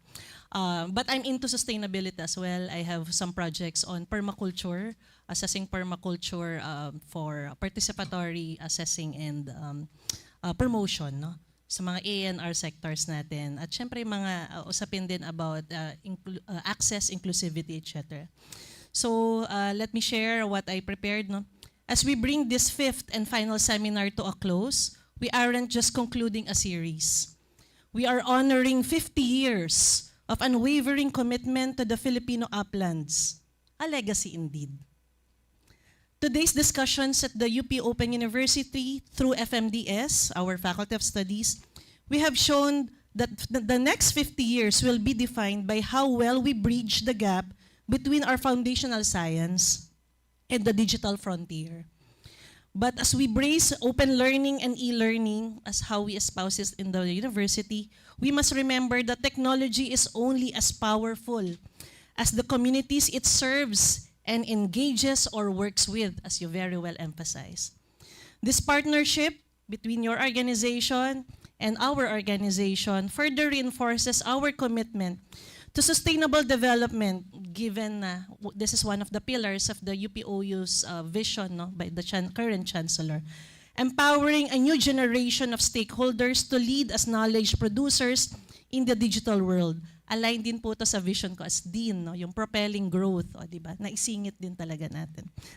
From these discussions, it occurred to me that real social transformation, as we are really discussing about all these things, happens when the academe, such as ours, stops being a distant observer and writer or researcher, and becomes a true partner to the people and with the people. Our role is to ensure that knowledge is not hoarded in ivory towers, hindi inaalikabok sa library, o pwede rin naman, baka na-erase na sa ating mga G-drive, but is co-created with those who have been historically and is still being marginalized.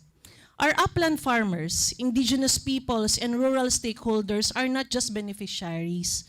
They are the primary knowledge producers, just as how we are, and the frontline defenders of our environment. By integrating these discussions here in FMDS and UPOU, such as in our existing programs, ayan, magmamarketing ako dito, no, land use planning, environment and resource management program, Doctor in Sustainability, and our very bunso program, graduate certificate and master of this climate and disaster resilience. Very bunso po namin yan. It was just launched just this February. No? We are ensuring that UHP's 50-year legacy is translated into actionable technology-driven solutions for today's environmental crisis, aligned with our FMDS mission to champion socially responsible development. As we have discussed, democratizing this information, tools, and practices means asserting that environmental stewardship is a human right. Hindi ko pwedeng nalilimutan yun. As a social worker, dapat laging nandoon. Access to a healthy environment, for example, to education, and to the tools for self-determination are the pillars upon which we must build our policies and, of course, our practices. Let this seminar be a call to action as well. Strategic collaboration is no longer a choice. That's why we're very happy that this seminar reached us here in UPOU. Kasi ito po yung pangako din namin na magiging wider reach ng ating seminar. Not just today, kundi baka in the next 50 years makikita pa po natin yung video na to. No? It is a necessity. We must align our institutional strengths to protect both the rights of the vulnerable and the environment and ensure that no one is really left behind. As we celebrate UHP's 50th year, let us live here with a renewed sense of purpose. Sabi ko nga po habang nakikipagkamay ako, for the next 50 years pa, or more. Let us continue to build a framework for lifelong learning and science that empower every upland stakeholder to be a change maker. So to the UHP, gusto ko sana, cheers to that, bawal lang sa university ang may alak, no? Doon na lang tayo sa juice mamaya. And to all our participants, thank you for your presence, for your inspiration, for your passion, and for this partnership. Here is to 50 more years of science, service, and social justice for the Philippine uplands. Padayon, mabuhay po tayong lahat. Maraming salamat.